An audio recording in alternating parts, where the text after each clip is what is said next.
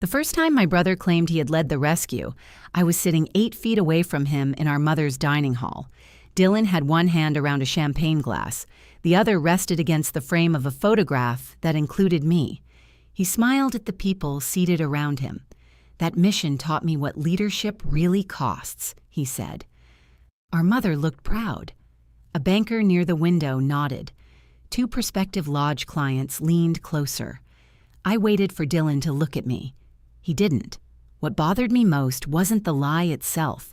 It was how comfortable he sounded telling it.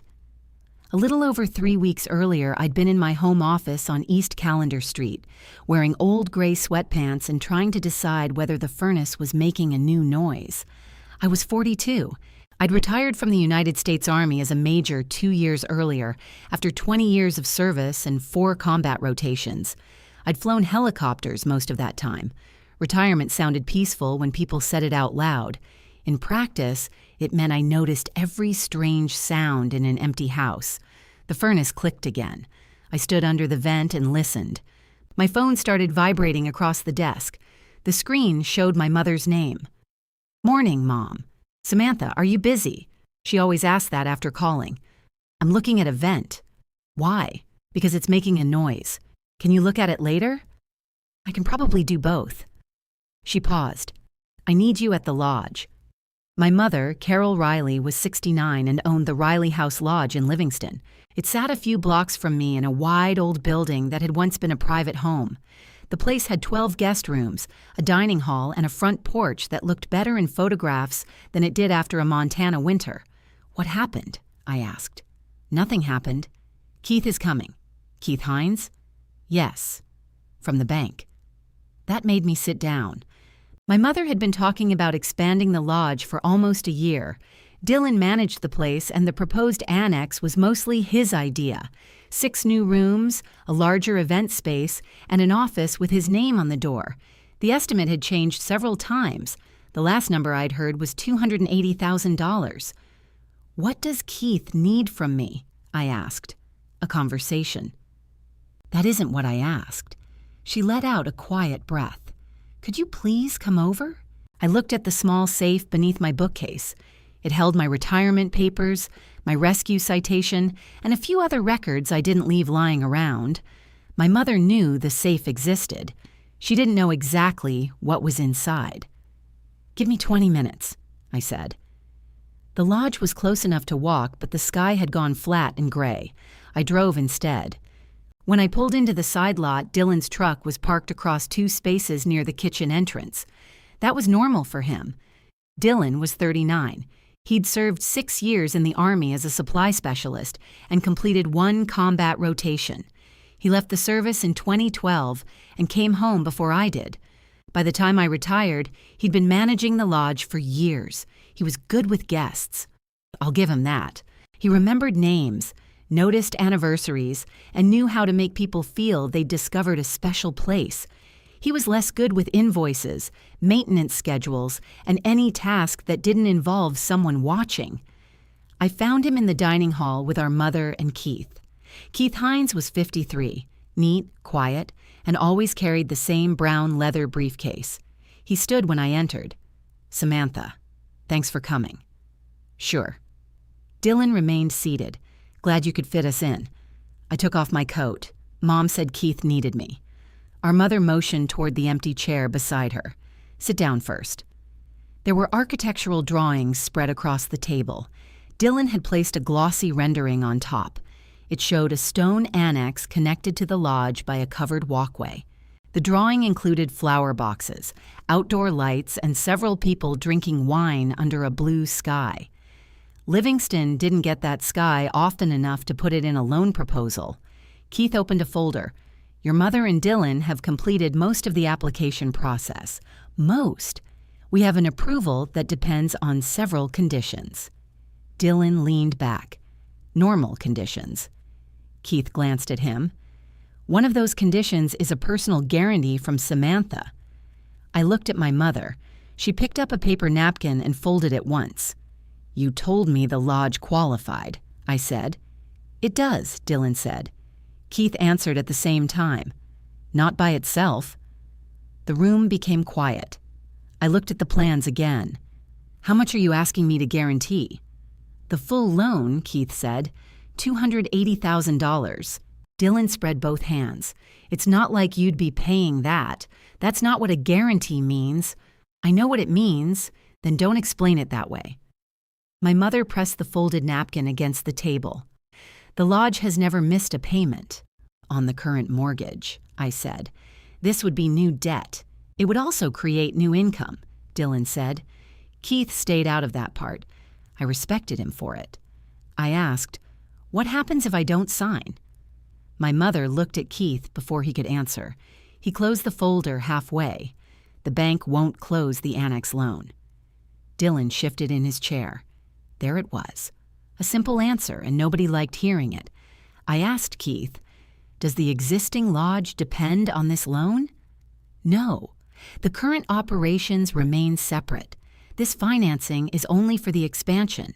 So if the annex doesn't happen, the lodge stays open. Yes. Dylan tapped one finger against the rendering. But we lose the opportunity. You lose an addition, I said. You don't lose the lodge. Mom looked at me. Why are you talking as if you've already said no? I haven't said anything yet. You're making it sound negative. I'm asking what I'd be responsible for. Dylan gave a short laugh. You always do this. Do what? Make everything sound dangerous. I looked at him. You're asking me to put my retirement savings behind your project. Our project. My name isn't on the lodge. It'll be yours someday too, Mom said. Dylan looked down at the plans. That small movement told me more than her answer did. I asked, what does that mean? Mom unfolded the napkin. It means we're a family. No, you said it'll be mine someday too. Is there an ownership plan? We're not discussing that today. Then don't use future ownership to get a signature today. Dylan pushed his chair back an inch. Nobody's trying to get anything from you. Keith's open folder was sitting between us. I pointed at it. That is literally why I'm here. Mom closed her eyes for a moment. Can we please lower the temperature? Nobody had raised a voice. That was something my mother did when a conversation stopped going her way. She called it conflict before anyone else could call it an answer. Keith took a copy of the loan summary from his folder and slid it toward me. You should review this on your own, he said. The closing packet isn't final yet. When would you need my signature? We're aiming to close next month. I'd like a decision before we prepare the final documents. Dylan leaned forward. There's no reason to drag it out. I folded the summary and put it in my purse. I'll read it. Mom looked relieved. Dylan didn't. Keith packed his papers and left a few minutes later. At the front door, he shook my hand. Call me directly with questions. I will. When I returned to the dining hall, Dylan was rolling up the drawings. Mom had gone into the kitchen. You embarrassed her, he said. I asked what happens if the loan fails. You did it like an interrogation. Keith answered in under a minute. He slid the rendering into a cardboard tube. You've been retired for 2 years. You don't have to treat every conversation like a briefing. I don't. You do with me. I picked up my coat. Maybe because your numbers keep changing. His jaw tightened. I'd seen that look since we were young. Dylan didn't usually explode. He made the other person feel unreasonable until they apologized. You know, he said, some of us stayed here and helped Mom. I know. You left. I joined the army. For 20 years. Yes. And now you come back with opinions about everything. I put one arm into my coat. You called me here for my money. It's not your money. What backs the guarantee? He didn't answer. I finished putting on my coat. Mom came through the kitchen door carrying 3 coffee mugs. She stopped when she saw me dressed to leave. You're not staying. I've got things to do. We haven't even talked about the family dinner. What family dinner? Dylan looked at the ceiling. Mom set the mugs down. We want to host an announcement when the financing is approved. Dinner, a few relatives, some local people, potential group clients. An announcement for a loan that doesn't have my signature. It's just planning, she said. Dylan tucked the tube under his arm. People need advance notice. I looked at my mother. Don't announce anything on my account. Her face changed then. Not anger, exactly. More like I'd failed to follow a script she thought we'd already agreed to. Samantha, your brother has worked very hard on this. I didn't say he hasn't. He finally has a chance to build something. I understand. Do you? Dylan walked past me toward the office. Mom lowered her voice. He doesn't have what you have. I knew she wasn't talking about money. What do I have? You had a career people respected. You retired as a major. You have your pension. You have your house. Dylan has spent years trying to prove himself. That doesn't make the loan safe.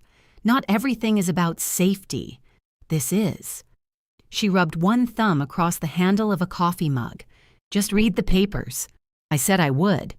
And try to approach this with an open mind. I said I would read them. She gave me the tired look she usually saved for maintenance bills and difficult guests. I left before I said something harder. That evening, I sat at my desk with the loan summary, a yellow pad, and a calculator. The furnace kept clicking, but I stopped caring about it.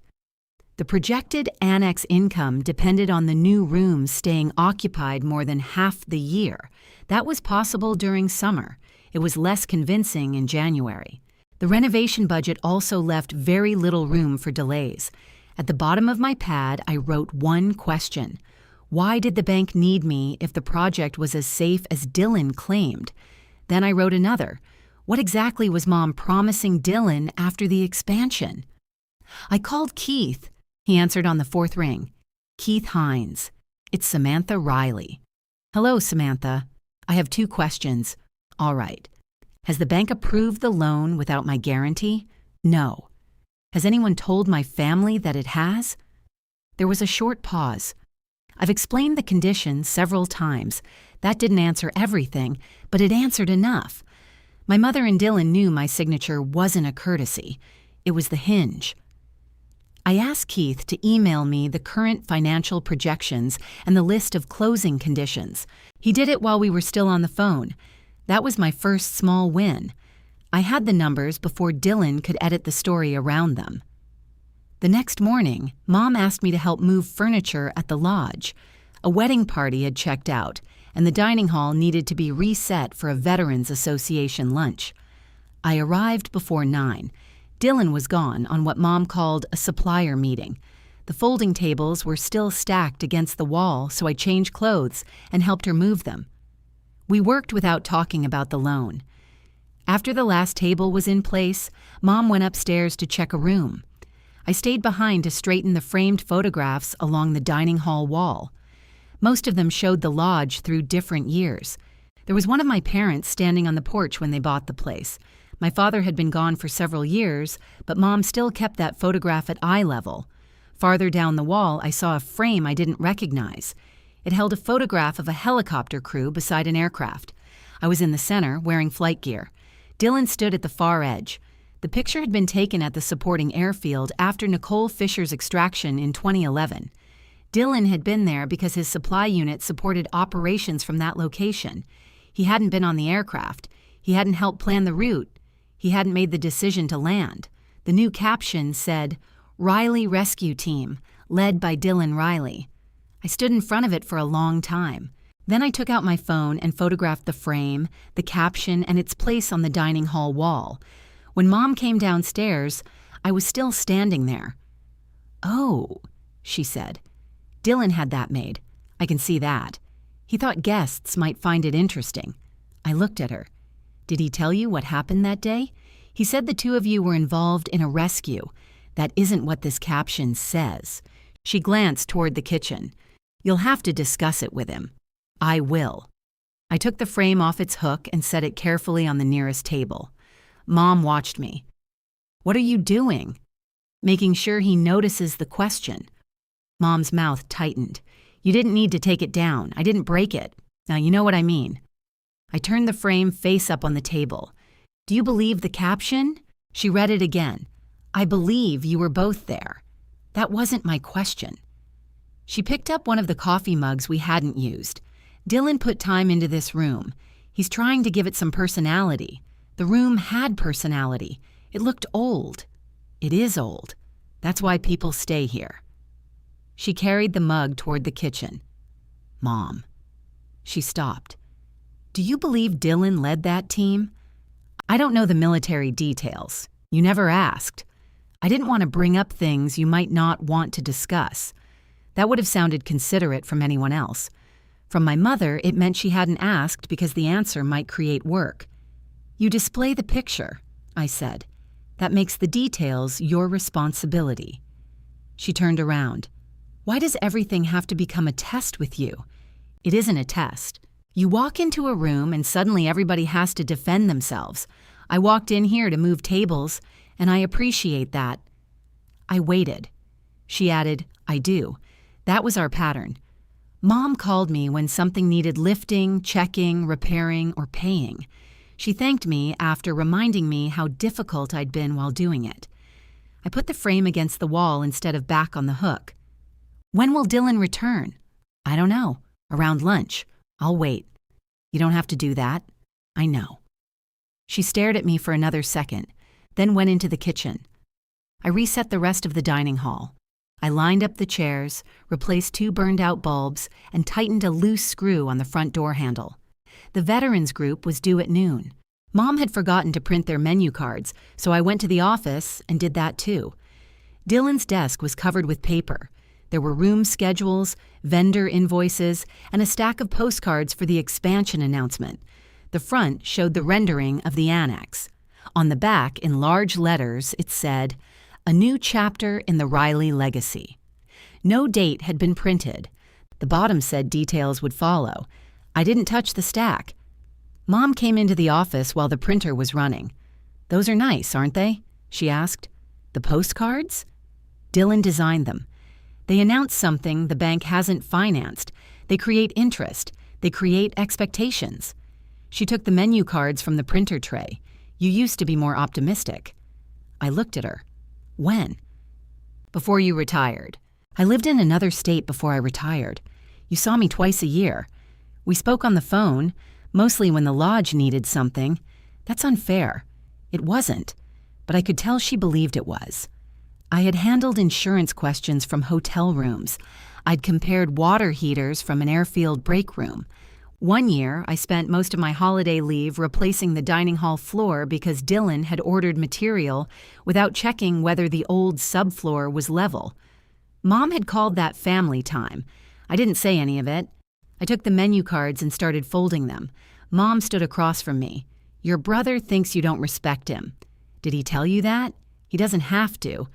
"Then maybe you shouldn't speak for him. He feels compared to you. I don't compare us. Other people do." "Who?" She straightened the stack in front of her. "People ask about your service. They ask about his too, not in the same way." I finished folding the last card. "What do you want me to do about that?" "Nothing.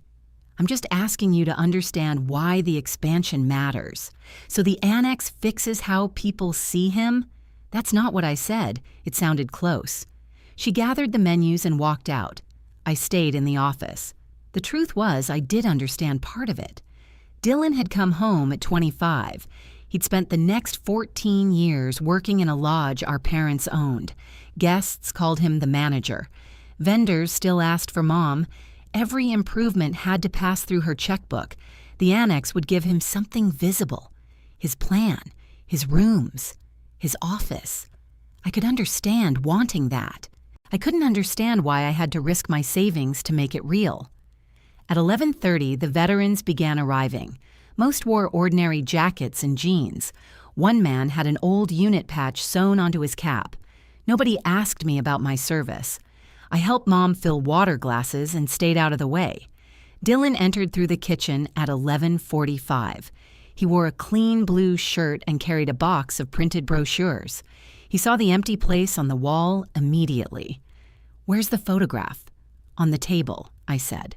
He looked at it, then looked at Mom. She said, "Samantha has a concern about the caption." "A concern?" "It's false," I said. 2 early guests were standing near the front windows. I kept my voice low. Dylan set down the box. "Can this wait? It could have waited before you hung it." He picked up the frame. "It's a team photograph. The caption says you led the team. I coordinated support. You signed for fuel and equipment at the airfield." His face changed. That was a detail he didn't expect me to say in front of Mom. "You don't know everything I did," he said. "I know you weren't on the aircraft. I never said I was." I tapped the caption with one finger. "This says you led the rescue team.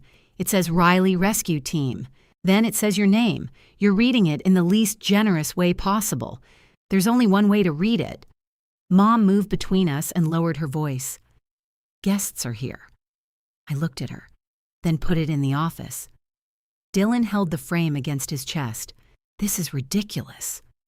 A man from the veterans group passed on his way to the restroom. Dylan smiled at him. The smile disappeared as soon as the man was gone. "It's a display," Dylan said. "It's not an official record. That doesn't make it true. You weren't using the picture. It isn't your picture to rewrite." He glanced at Mom. There it was again. He didn't answer me. He looked for the person who would ask me to stop. Mom did. "Samantha, please. Today matters. What happens after today? We discuss it privately. We're private now.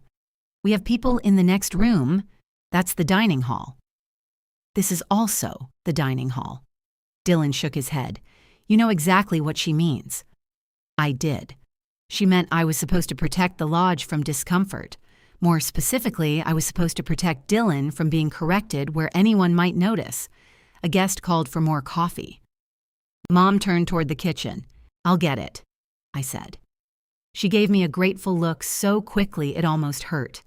I filled 2 coffee pots, carried them around the tables, and checked the food warmers. Dylan stood near the front, greeting people as if nothing had happened. The photograph disappeared into his office. During lunch, one of the guests asked who had arranged the meal. Mom pointed toward Dylan. "My son handles everything here." Dylan smiled. "I have help." He didn't look toward the kitchen. I was standing behind the swinging door with a tray of dirty cups. It shouldn't have mattered. I hadn't arranged the meal. I'd only moved the tables, fixed the door, replaced the bulbs, printed the menus, and kept the coffee going. Those were small things. The problem was that my whole place in the family had become small things, useful things, quiet things, things that didn't require anyone to explain who I was. After the group left, Dylan went upstairs with a guest who wanted to see the largest room. Mom and I cleared plates. She scraped leftover potatoes into a container. That went well. It did. Dylan knows how to handle these groups. He does. She glanced at me, probably surprised I agreed. I stacked plates beside the sink. Mom said, "Thank you for helping. You're welcome. And I'm sorry about the picture." I stopped. It was the first direct apology I'd heard from her that day. Then she said, "He should have asked before using it." The apology narrowed immediately. He shouldn't have written a false caption. I'm not saying the wording is perfect. It isn't imperfect. She put the lid on the potato container. "What would you like it to say?" "The truth." "Which is what?" I turned off the tap. "You really don't know. I know there was an attack. I know somebody needed to be flown out. I know both of you were serving in the area. Dylan was at the supporting airfield, and you were flying. I commanded the aircraft." She looked at me. I kept going because she had finally asked. There was a security officer on the ground, Nicole Fisher. Her convoy had been attacked and the first plan wasn't working. We changed the approach, went in, and got her out. Mom's hands went still. "You knew her name?" "I still know her." "You never told me that." "I did." "When?" "From the hospital." "I called you after we got back." "That was 15 years ago." "Yes." Her forehead tightened as she searched her memory. "You said the mission was successful. I said a woman named Nicole Fisher was alive because my crew reached her." Mom leaned against the counter. "I don't remember that, I know." She didn't argue. That was the first piece of truth I recovered. Not the mission. I'd never lost that. The truth was that I had told her, and she had let the information pass through her because remembering it would have required seeing me differently. Dylan's version was easier. It came framed and ready to hang. Mom wiped the counter even though it was already clean. "Why didn't you ever bring Nicole here? She lives elsewhere in Montana. She had her own life, and I was still serving. You said you know her. We exchange messages. We've spoken a few times. Mom nodded as if she were organizing the information into smaller pieces. Then she asked, "Would you mind if the photograph stayed up with different wording?" "I'd mind if Dylan writes the wording. That seems a little controlling." I laughed once. I couldn't help it. What? He put his name under my crew and I'm controlling? He'll take that personally. He should. Mom pressed her lips together. I dried my hands and picked up my coat. She followed me through the dining hall. "Are you angry with me?" "I'm paying attention." "To what?" "To how this keeps happening." "What keeps happening?" I looked toward Dylan's closed office door. "You call me when something has to work. You point to him when it does." Her face went pale. "That is not fair. I've heard that already." "I am proud of you." "Then why do I only hear it when you need me to excuse him?" She gripped the back of a chair. "I don't know what you expect from me." That question landed harder than anything Dylan had said. The honest answer was embarrassing. I expected her to notice. I wanted her to look at both of us and stop treating my competence like extra space Dylan was entitled to use. I had spent years coming home and making myself easy to have around. I didn't discuss missions. I didn't correct every exaggeration. I fixed what needed fixing and left before dinner if Dylan seemed uncomfortable. I had called that peace. Standing in the dining hall, I could see my part in it. Nobody had ordered me to disappear. I had helped them get used to it. Dylan came downstairs carrying fresh towels. He looked from Mom to me. "What now?" I pointed toward his office. "Bring me the photograph." He didn't move. "Why?" "Because I want to see the back." He gave me a suspicious look, then went inside and returned with the frame. I turned it over. A white inventory sticker was attached near the corner. Under it was a handwritten date from 2 weeks earlier and Dylan's initials. He hadn't found it in storage months ago. He had framed it recently after the bank application was underway. I took another photograph. Dylan watched me. "What's that for?" "So nobody forgets when this started." I handed the frame back to him. "Correct the caption before it goes on that wall again." Then I walked out carrying the loan papers in my purse, and for once, I left the loose chairs and dirty kitchen floor for Dylan to handle. I drove home, changed my shoes, and made coffee I forgot to drink. The loan projections were still open on my computer. I went through each page again, this time looking for anything tied to the annex. Most of the numbers were ordinary. Room rates, cleaning costs, utilities, linen service. Then I reached the revenue forecast. The annex rooms were expected to bring in more than $100,000 during the first full year. That depended on group reservations, increasing almost immediately. I compared that figure with the current lodge numbers Keith had sent. Group business wasn't increasing. It had been almost flat for 3 years. I called him before I could talk myself out of it. "Do you have time tomorrow?" I asked. "I can make time at 10. I want to see what supports the group revenue. I'll have the application file ready." The next morning, I walked to the bank. Keith met me near the lobby and took me to a small office with no windows. He set 2 folders on the table between us. "I can show you everything connected to the guarantee decision," he said.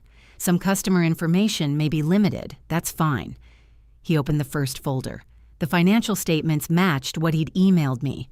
The lodge was stable, but it didn't produce enough extra cash to support the annex on its own. A bad winter or a major repair could erase the margin. Keith placed one sheet in front of me. "This is the concern." It showed the projected occupancy for the new rooms. I ran my finger down the column. "These numbers start high. Yes, what supports them? Management believes the annex will attract professional groups that currently use larger hotels. Management means Dylan. Dylan prepared the forecasts. Your mother signed the application." I looked at another page. "Do they have contracts?" "No." "Deposits?" "Not for the annex." "Then what do they have?" "Expressions of interest." "What does that mean?" "In this case, emails from organizations saying they might consider the lodge if the expansion is completed." I leaned back. "So they have people who might consider rooms that don't exist. That's fair." "And the bank still approved it?" "Conditionally." Because of my guarantee. He folded his hands. Because the bank would have another source of repayment if the projected income doesn't appear. It was simple when he said it that way. Dylan could be optimistic because my savings would cover the distance between his forecast and reality. I asked, "What kind of professional groups?" Keith checked a page in the second folder. Emergency services, medical response, veteran organizations, some leadership retreats. That made me look up. Was that business already part of the lodge? Not at this level. Why does Dylan believe he can attract it now? Keith turned the page around. Near the top was a line from Dylan's business plan.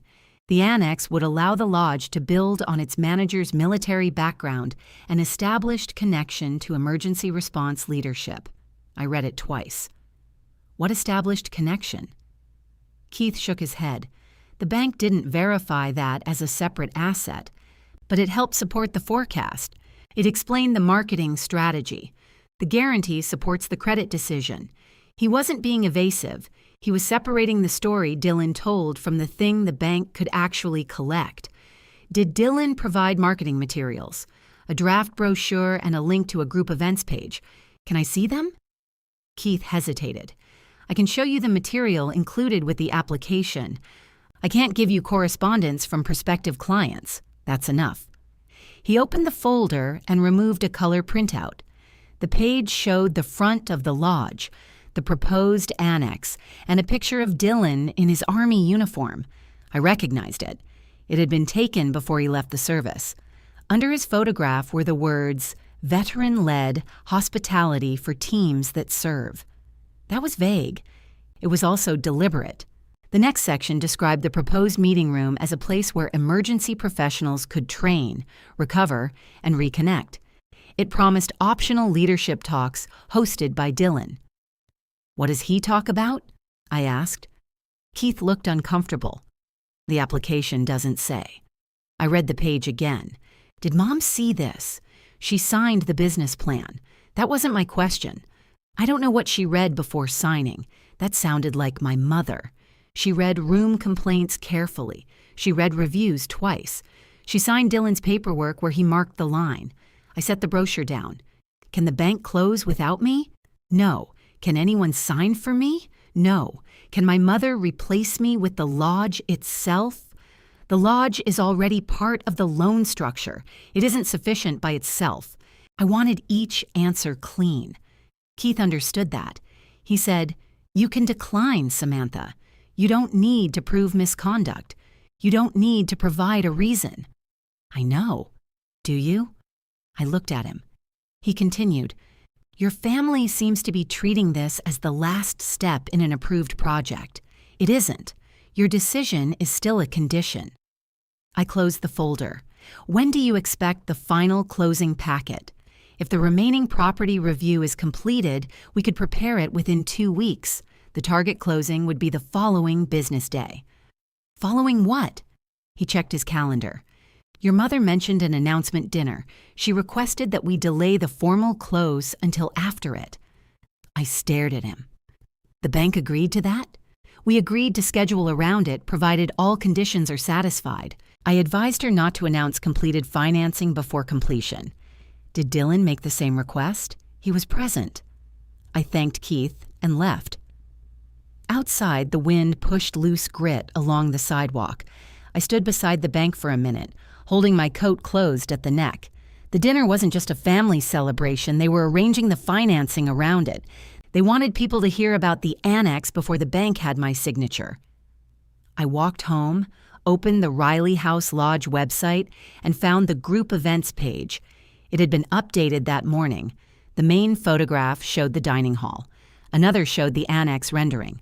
A third showed Dylan speaking to a small group on the lodge porch. The text promised a personal welcome from Army veteran and Lodge Expansion Director Dylan Riley. Expansion Director was new. I clicked the button marked Request Group Information. The form asked for a name, email address, organization, and estimated number of guests. I entered my own name. For the organization, I wrote private inquiry. I asked for the standard packet. I expected Dylan to see it and call me. Instead, an automatic email arrived less than a minute later. The attachment was 13 pages. I opened it. The first pages showed rooms, meal options, and local attractions. Then came a section titled Leadership at Riley House. Dylan's biography took most of the page. It said he had served 6 years in the Army and supported operations during one combat rotation. Those facts were accurate. The final sentence wasn't. It said his military experience included direct leadership in high-risk rescue support. I read that wording several times. Direct leadership in rescue support could mean almost anything. That was the problem. It was designed to sound specific without being specific enough to challenge. On the next page was the framed team photograph. The caption was different from the one on the dining hall wall. This version said, Dylan Riley with personnel following a successful extraction. It didn't say he led it. It also didn't say he remained at the airfield. I saved the packet and printed the 2 pages. The deliberate move had worked. I knew the photograph wasn't an impulsive decoration. It was part of a coordinated presentation tied to the annex. What I still didn't know was what Dylan told people after they responded. The public wording gave him room. In person, he could fill that room however he wanted. My phone rang while the printer was still running. It was Dylan. I got an event inquiry with your name on it. I requested the packet. Why? I wanted to see what you're sending people. You could have asked me. I asked you about the photograph. That isn't the same thing. No, this is larger. He was quiet. I held the printed biography in one hand. What does direct leadership in high-risk rescue support mean? It means exactly what it says. Explain it. I supported rescue operations. That isn't what the word direct suggests. You don't own every military experience in the family. I don't want yours. You act like I spent 6 years stocking shelves. You were a supply specialist. That work mattered. Thank you for your permission. I didn't say you needed permission. You always find a way to make my service smaller. I sat down at my desk. I have never made your service smaller. You tell people what I did before you tell them what you did. Because when you tell them, you make it sound like you were somewhere else. He let out a hard breath. See? That. What? That tone. Like I'm one of your subordinates who failed an inspection. I asked you to explain one sentence. I helped support that mission. Yes. Supplies got where they needed to go because people like me did our jobs. Yes. You couldn't have flown without fuel. No aircraft could. So don't tell me I wasn't part of it. I told you that you didn't lead it. He went silent again. I asked, did you write the packet? I approved it. Who wrote that sentence? I did. That was useful. It was also incomplete. Why did you use that photograph? Because it's a good picture. You have photographs from your own unit. This one tells a stronger story. Whose story? He didn't answer. I said, take it out of the packet. No. The answer came quickly. Then correct the caption and biography. I'm not changing our entire marketing package because you suddenly want attention. I looked toward the safe under my bookcase. This isn't about attention. Of course it is. If it were, I would have corrected you publicly at lunch. You're threatening me now? No. I'm telling you what I chose not to do. His voice lowered. Mom is already stressed. Don't make this harder for her. There it was. He knew exactly which door to use. I had spent years responding to that sentence. Don't make this harder for Mom. Fix the room, review the insurance, take the late call, ignore the comment, let Dylan have his moment. I asked, does she know the packet uses that photograph? She knows we're using military branding. That wasn't my question. You sound like Keith. Keith answers questions. Dylan laughed without humor. The dinner is in 12 days. We have relatives coming. We have organizations interested in booking. We have people expecting an announcement. If you start some fight over a caption now, you're going to embarrass Mom. You sent invitations before I signed. We sent invitations because you said you'd review the papers. That isn't a yes. You haven't said no. That isn't a yes either. He was quiet for a few seconds. Then his voice softened. Samantha, I need this. I closed my eyes. It was the first honest sentence he'd given me. "I know," I said. "The lodge needs it too. That isn't the same thing." "It could be. If you'd stop treating every decision like somebody's trying to take advantage of you." I opened my eyes. "Remove the photograph." I said no. "Then we have a problem." "You have a problem. I have work to do." He ended the call. I sat there holding the phone. For a few minutes, I wanted to call Mom and tell her everything. Then I pictured the sequence before it happened. She would say Dylan's wording was clumsy. She would say the dinner was too close to change plans. She would ask me to sign first and settle the photograph later. I opened the automatic email again. At the bottom was a link to schedule a tour. Beneath it were 3 available event dates marked as tentative holds. All 3 began after the proposed annex opening. Dylan wasn't just using the packet to build interest. He was letting groups plan around rooms that depended on my signature. I downloaded the current packet, saved the email, and wrote the date and time on the printed pages. Then I took the loan summary from my purse and placed it beside them. Until that morning, I had been deciding whether the expansion was financially safe. Now I needed to find out how much of Dylan's promised business depended on people believing a story that wasn't his. The next day, I drove to the lodge shortly after 3. I hadn't told Mom I was coming. Her car was in the side lot, along with Dylan's truck and 2 vehicles I didn't recognize. Through the dining hall windows, I could see Dylan standing beside the annex rendering. 2 women and a man were listening to him. I entered through the front door. Mom was behind the desk, sorting reservation cards. "You didn't say you were coming." "I wanted to talk to Dylan. He's giving a tour. I can see that." She lowered her voice. "They're potential clients." "What kind?" "Emergency response people." "I don't remember the exact organization." Dylan noticed me. His hand stopped in the middle of a gesture. One of the women turned around. She looked from me to the photograph on the wall. It was back in place. The caption hadn't changed. Dylan continued speaking. "The new meeting space will be large enough for training sessions, dinners, and presentations. We're also planning smaller breakout areas." The man pointed toward the photograph. "Is that your military team?" Dylan gave me a quick look. "That was taken after a difficult operation overseas." The woman closest to the wall leaned in to read the caption. "You led the rescue?" Dylan smiled. "We had a lot of moving parts that day. It wasn't an answer. It sounded like one." I stayed near the front desk. He continued the tour without introducing me. Mom whispered, "Please don't do this now. I'm standing in the lobby. I know that look." "What look?" "The one you get before you correct somebody." I looked at her. "Does that happen often?" "You know what I mean." The tour group moved toward the hallway. Dylan described the proposed guest rooms, meal service, and equipment storage. He knew the details. He'd measured the spaces and thought about how groups would move through them. When he spoke about the lodge, he sounded prepared. Then he brought them back to the photograph. "We understand that people in high-pressure jobs need more than another hotel conference room," he said. "I've been in situations where communication and fast decisions mattered. That's part of what we want to bring here." The second woman looked at the photograph again. She pointed toward me. "Are you in this?" Everyone turned.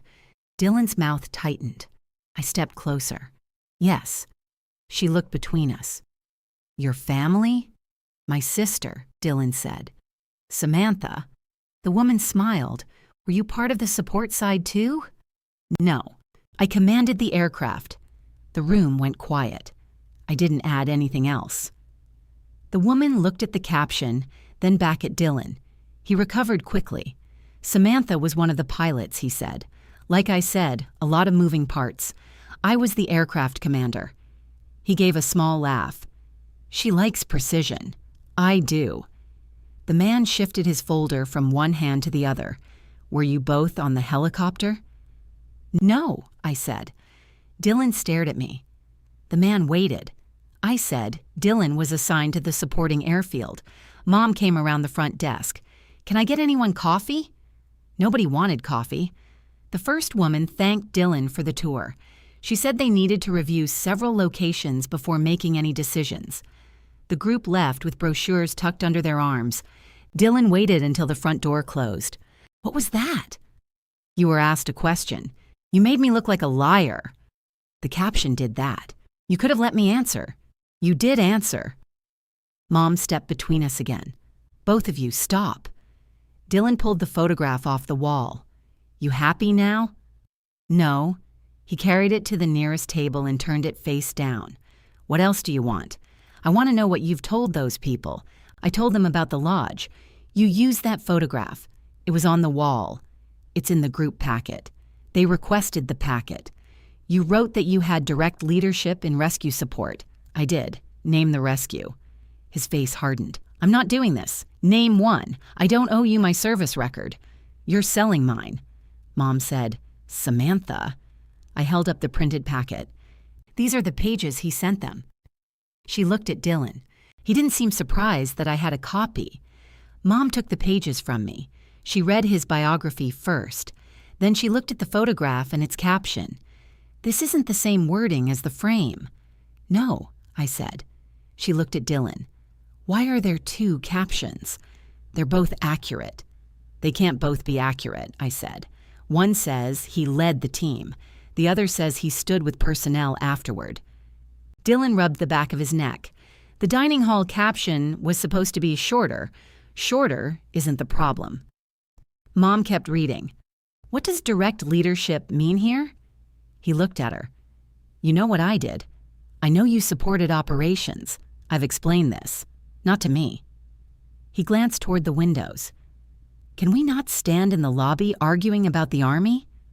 We can go into the office, I said. Dylan walked there without answering. Mom followed. I went in last and closed the door. The office felt smaller with all three of us inside. The expansion postcard still covered one corner of his desk. I put the loan forecast beside them. How many groups have been given this packet? Dylan sat behind his desk. I don't count every download. How many have you spoken to? Several. How many heard the rescue story? I don't know what you're accusing me of. I looked at Mom. Did you hear what he said during the tour? He said he'd been in high-pressure situations after they asked whether he led the rescue. He didn't say yes. He didn't say no either. Dylan leaned forward. That's how marketing works. People connect with a story. It's not your story. I'm in the photograph. At the edge, I was there. At the airfield, which was part of the operation. You were not part of the flight crew. You didn't plan the extraction. You didn't make decisions in the aircraft. I never said I did. The caption says, you led us. He pointed at the face-down frame outside the office. Fine, I'll change the caption. That should have felt like progress. Instead, it sounded like the smallest thing he could surrender. And the packet? I asked. I'll adjust the language. Remove the photograph. No, then you're not correcting it. I said I'll change the wording. Why do you need that particular picture? Because emergency groups respond to it. He said it before he could soften it. Mom lowered the pages. I asked, what do they respond to? The mission, the team, the fact that we've been around real situations. We are family. I stared at him. He continued, you don't talk about this stuff. You don't want to do events. You don't want your name on anything. I'm the one building something with it. With what? Our background. You mean my flight. You don't own the fact that it happened. I own my part in it, and I own mine. Then advertise your part. I am. No, you're advertising mine without naming me. His chair creaked as he leaned back. Mom sat in the other chair. She looked tired now. How important is this to the bookings? She asked. Dylan didn't answer immediately. That delay told me the answer mattered. Finally, he said, it helps establish credibility. How important? I asked. The whole package matters. I pointed at the revenue forecast. The first-year numbers assume a major increase in group bookings. Keith said your strategy depends on emergency services, veterans, and leadership retreats. Dylan looked at Mom. Why did she see the business plan? Because the bank expects me to guarantee the loan. You could have asked me. I did ask you. You told me the numbers were safe. They are. You have 3 tentative dates for rooms that don't exist. Interest is good. Interest built around what? A professional program. What program? We're developing it. With whom? He looked down at his desk. Mom asked, Dylan. He picked up a pen and set it down. I'd host some sessions. We'd bring in outside speakers when needed. What would your sessions be about? I asked. Leadership, logistics, team coordination, and the rescue. If it comes up, it came up today. Because that man asked. He asked after you walked him to the photograph. Dylan's jaw moved. Mom looked from him to me. Would it solve this if Samantha gave the rescue presentation? We both answered at once. No. Mom blinked. Dylan stood. This is my project, I said, and that is my answer. He pushed his chair under the desk. Nobody asked you to speak. Good. Then why are you making it an issue? Because you need my military record to sell your project and my financial record to fund it. The room went still.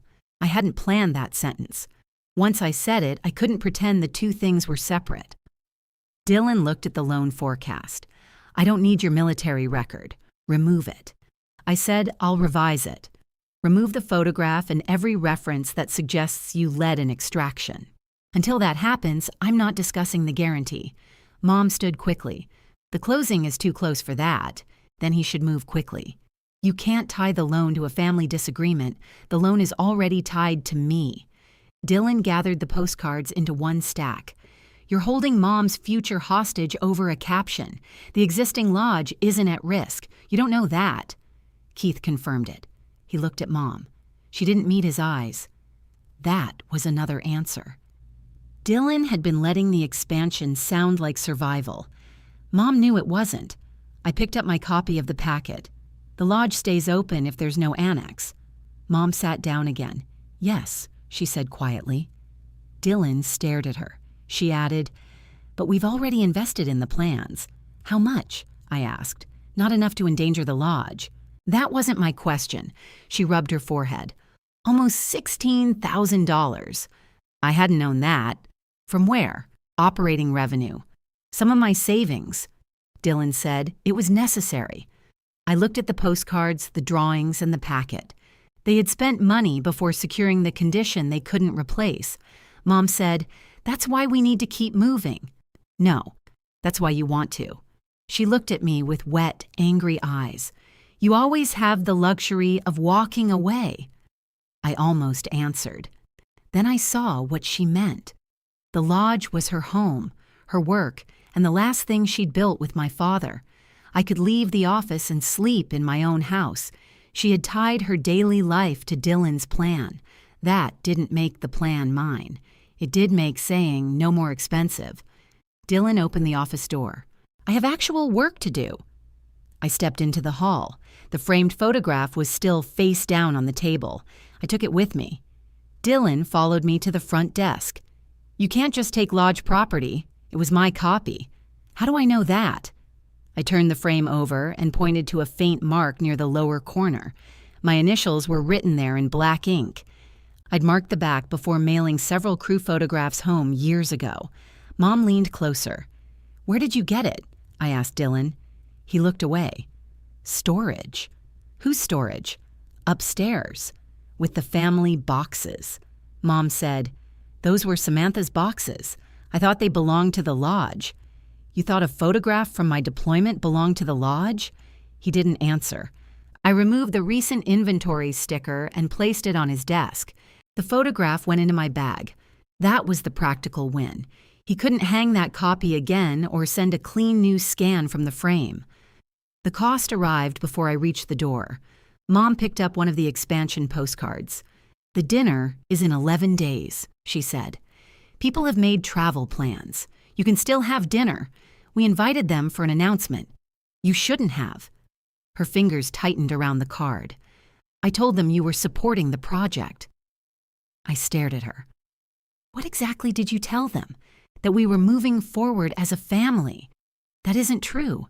I believed it was. Based on what? You came to the bank meeting. You took the papers. You said you'd review them. I did review them. You never told me you were against the annex. I wasn't against it. I was deciding whether to guarantee it. Dylan stood behind the front desk listening. Mom held the postcard against her chest. I told people the family supported the project. Which people? Relatives. A few regular guests. People Dylan invited. Prospective clients? She looked at Dylan. I did too. He said, "We've been building interest. That's not an answer. Some of them know there's family backing." "Did you use my name?" He picked up a reservation card and placed it in a drawer. Mom sent the invitations. I looked at her. "Can I see one? They've already gone out. You have a copy." She didn't move. Mom. She walked around the desk and opened the lodge computer. It took her 2 tries to enter the password. Then she found the email in the sent folder. The subject line said, "Riley House Expansion Dinner." She opened it. The invitation began with all 3 of our names. Carol, Dylan, and Samantha Riley invited the recipient to dinner at the lodge. It described the annex as a family-backed expansion and said guests would hear about new programs inspired by military service and emergency leadership. My name appeared again near the bottom. It identified me as retired Army Major Samantha Riley. I read the whole thing without speaking. Mom watched my face. "It's just an invitation. You put my name on it. You are part of the family. That doesn't give you permission. I didn't think I needed permission to say my daughter would attend dinner. You didn't say I'd attend. You said I was inviting people." Dylan crossed his arms. "Does the distinction really matter?" "Yes." "To whom?" "To anyone who thinks I approved this." Mom clicked away from the email. I reached over and reopened it. Who received it? About 30 people. Exactly who? I'd have to look. Look. Dylan stepped toward us. "You don't get to come in here and order her around." I moved aside so Mom could use the computer. "I'm asking her to show me where she used my name. You're making her feel like she committed a crime." "Nobody said crime. You act like this is some investigation. It became one when I found my photograph on your wall." Mom raised one hand. "Stop, both of you." She opened the recipient list. Most of the names were relatives or regular guests. I recognized a few local business owners. The 3 people from the tour were there. So were several contacts from emergency response organizations. Keith was included. I pointed at his address. "Why is Keith invited?" Mom said, "He's been helpful." Dylan said, "He'll announce the financing." I turned toward him. "The financing isn't complete. It will be. You don't have my signature. Not yet." He said it with such confidence that I almost checked my own memory. The guarantee was unsigned. I knew that. Keith knew it. Still, Dylan spoke as if the decision had already happened somewhere without me. "What happens at dinner if I say no?" I asked. Mom's chair scraped the floor. "Please don't talk like that. It's a question." Dylan came closer. "Why would you wait until dinner?" "I wouldn't." "Then decide now." "I'll decide when I'm ready. The bank has a deadline." "The bank's deadline exists because you scheduled an announcement before closing. We scheduled it because people need to see momentum. Momentum isn't collateral." He shook his head. "You love having this power." I looked at him. "I didn't ask the bank to require me. You could end the uncertainty." "Yes." For the first time, he seemed to hear the other meaning. Mom put both hands on the desk. "What do you want us to do? Send a correction?" Her face tightened. "To 30 people? Tell them financing is still pending. That will make us look disorganized. You are announcing a loan before it closes." "Businesses do that all the time," Dylan said. "Then you won't mind telling them the truth." He picked up the postcard stack and carried it into his office. Mom remained at the computer. "Can we change the wording without sending another email?" "No, maybe we could explain it at dinner. That leaves my name attached for 11 more days. I don't know how to write a correction that won't alarm people." "I'll write one." She looked at me sharply. "I'm not letting you send something angry. I'm not angry. You took a picture off the wall and walked out with it. It belonged to me." "You know what I mean." I pulled a chair beside her. The correction took 4 sentences. It said the annex financing remained subject to final bank conditions. It said the dinner would share plans rather than announce completed financing. It also said attendance by family members should not be interpreted as financial approval. Mom read the final sentence 3 times. That sounds pointed. It is accurate. It makes people wonder whether you're supporting us. They should wonder. Her eyes filled again, but she didn't cry. You have no idea what it's like trying to keep this place going. I've helped you keep it going. When it was convenient? I sat back. She knew that wasn't true. I could see it in the way she avoided looking at me. Dylan called from his office. Don't send it. Mom's hand left the mouse. I stood and walked to his doorway. Why not? Because it undermines the entire event. It corrects a false impression. It tells every interested client that our own family doesn't believe in the project. The bank doesn't believe in it without me. That's what guarantees are for. Yes. He looked at me for a long moment. Then he said, "You were always going to do this." Do what? Let us get close. Then remind everyone that you're the successful one. I looked around his office. The rendering hung above his desk. The postcards were stacked beside his computer. A new brass nameplate sat unopened near the phone. I picked up the box. It read, Dylan Riley, Director of Expansion. He took it from me. That was a gift from Mom. The annex doesn't exist. The job does. Who pays the salary? It's tied to the new revenue, so it doesn't exist either. His face reddened. This is why nobody tells you anything. I nodded toward the invitation on the computer. You told 30 people I supported it. Because we thought you did. You thought I'd sign. We thought you cared about Mom. There was no point answering that. I returned to the front desk. Mom still hadn't sent the correction. I said, "If you don't send it, I will email the people I know." Her head came up. You wouldn't. I won't let my name stay on a financing announcement I didn't approve. That would humiliate Dylan. This is not about his feelings. In this family, somehow, nothing ever is. I leaned against the desk. What does that mean? It means we spent years worrying about you. Every deployment, every phone call at a strange hour, every time the news showed another attack. Then you came home, and you still keep us at a distance. I didn't speak. She continued. Dylan was here. He dealt with the broken boiler. He sat with me after your father died. He kept the lodge running. I know. And now he's asking for one chance to make it better. He's asking for $280,000 of protection. He's asking you to trust him. Then why did he lie about the photograph? Mom looked toward his office. Dylan had closed the door. Her voice dropped. I don't know. That answer mattered. It was the first time she stopped translating for him. She returned to the computer and placed her hand on the mouse. Read the correction again. I did. She changed one sentence. Instead of saying the dinner would share plans, she wrote that it would discuss the proposed expansion and its remaining steps. That's better, she said. It's accurate. She entered the same recipient list. Before sending it, she looked at me. If this costs us those groups, Dylan will blame you. He already does. I might too. I know. She clicked send. The message left. That was the result I needed. My name no longer stood behind a completed deal. It also made the disagreement visible. Replies began arriving within 20 minutes.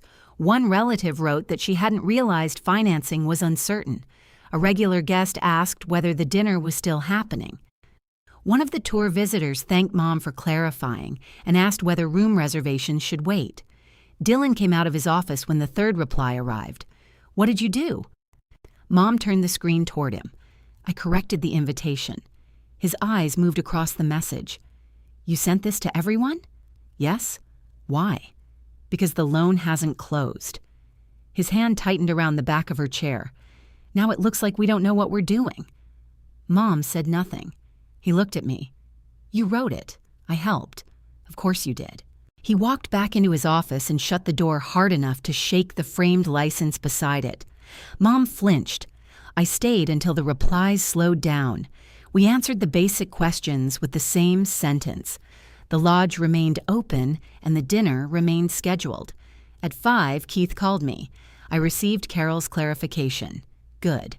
I want to make sure there hasn't been confusion about the bank's position. There hasn't. The guarantee remains unsigned. Yes. And no public announcement changes that. I understand. He paused. Dylan called me after the correction went out. What did he say? He asked whether the bank could proceed if your signature arrived at closing. Could it? Yes, but I told him I would need to speak with you directly. I won't accept a document delivered through him. Thank you. I also told him the closing is now scheduled for the business day after the dinner, assuming all conditions are met. That gave me 10 days. When will you prepare the packet? Early next week. Will you bring it to the lodge? Carol asked me to attend dinner. She believes it may reassure people if I'm present. I can bring the packet, but I won't represent the loan as closed. Good. After we ended the call, I found Mom in the laundry room folding sheets. She handed me one without looking up. I took the other end. For several minutes, we folded in silence. Then she said, Keith called Dylan. Dylan called him first. She lined up the sheet's corners. He says you've made the bank nervous. The bank was already cautious. That's why they want a guarantee. She pressed the folded sheet flat. Are you going to sign? I haven't decided. Is that true? Yes. It was true at that moment. She studied my face, then carried the sheet to the shelf. I checked the group events page before leaving. The photograph was gone.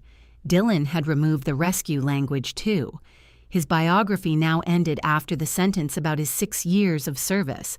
My condition had produced a visible result. Then I opened the packet from the automatic email again. The old version was still being sent. I refreshed the request form and downloaded another copy. The website had changed, but the attached file hadn't. Dylan appeared in the laundry room doorway. He looked at my phone, then at me. You checking my work now? Yes. His expression went flat. I held up the new download. You removed it from the page. It's still in the packet. He didn't pretend to be surprised. I haven't had time to replace every file. You had time to call Keith. I'm trying to save the loan. Replace the file. He stepped into the room. Or what? Mom stopped folding. I met his eyes. Or I contact every organization on that recipient list and correct the rescue story myself. For the first time, Dylan understood that keeping me quiet was no longer part of his plan he could count on. Dylan's mouth opened, but Mom spoke first. You would contact our guests? I would correct information about me, their lodge guests. They're being shown my crew photograph. Dylan stepped closer. You took the photograph. The digital copy is still in your packet. I said I'll replace it. You said you hadn't had time. I've been running a business. Mom put down the sheet she was folding. Samantha, threatening people isn't helping. I didn't threaten anyone. You threatened to contact them. That's communication. You know what this could do to us. I looked at her. What could the truth do? Her face tightened. Dylan answered. It could make us look dishonest. Neither of us spoke for a moment. He heard it too. I could tell by the way he looked away. Finally, he said, That's not what I meant. What did you mean? You would make it look like we intentionally misled people. You intentionally left the old packet active for 1 day after I told you to remove it. You don't give me orders here. No, I decide whether you can use my name and record. Mom stepped between us. That is enough? Dylan pointed toward my phone. She's collecting things. Pictures, emails, bank papers. She's treating us like strangers. I'm treating written claims like written claims. This is our family business. And I'm not an owner. You've both made that clear. Mom's expression changed. Nobody said you weren't family. You put me on the invitation when my name helped. You left me out of the plan when it didn't. She looked down at the folded sheets. Dylan said, The file will be replaced tonight. Send me the new version. No. Then I'll download it myself. He walked out of the laundry room. A minute later, his office door closed. Mom returned to folding. I reached for the next sheet. She pulled it away from me. I can finish. I stood there with my hands empty. Okay, you should go. Mom, I need some quiet. I picked up my coat from the front desk. Before I reached the door, she said, I don't recognize you when you act like this. I turned around. She kept her attention on the laundry cart. I wanted to ask what version she recognized. The one who repaired the door without mentioning it? The one who reviewed contracts and then disappeared before guests arrived? Instead, I left. At home, I kept refreshing the lodge request form. At 8:15 that night, the automatic packet changed. The team photograph was gone. The rescue wording was gone. Dylan's biography listed his Army service and his lodge experience. Nothing more. I saved that version too. One part of the boundary had worked. Then I checked my email. There was a reply to Mom's correction message from one of the prospective clients. The woman from the tour had used reply all, so everyone on the invitation received it. She thanked Mom for clarifying the financing status. Then she asked whether Dylan's rescue leadership presentation would still be included at dinner. A link appeared beneath the question. I clicked it. The page opened to an unlisted video hosted through the lodge website. It had been recorded during an online presentation 6 weeks earlier. Dylan was sitting in his office. The annex rendering hung behind him. He wore the same blue shirt he'd worn during the tour. A small title at the bottom of the screen identified him as Director of Expansion. He began with the lodge history. He talked about Mom and Dad buying the building. He explained the proposed rooms and meeting space. Then someone off camera asked why he wanted to work with emergency response groups. Dylan leaned toward the camera. In 2011, I supported a rescue after a convoy attack, he said. That experience taught me how quickly a team can fall apart if nobody takes control. I stopped the video. Then I backed it up and listened again. He hadn't said he was on the aircraft. He hadn't named Nicole. He had still placed himself at the center of the decision.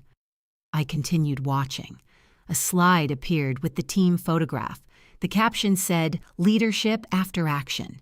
Dylan said, We got the call, assessed what was needed, and helped bring a State Department officer out.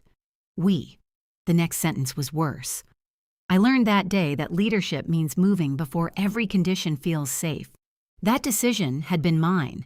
The conditions hadn't felt safe because they weren't safe. I had changed the approach after the first route failed. My crew had trusted me to make the call. Nicole had trusted an aircraft she couldn't yet see. Dylan had been at the airfield. I watched the rest. He used the rescue to explain 3 proposed lodge programs: crisis communication, team coordination, decision-making under pressure. At the end, 2 organizations asked about possible dates. The tentative holds in the booking system hadn't come from the rooms alone.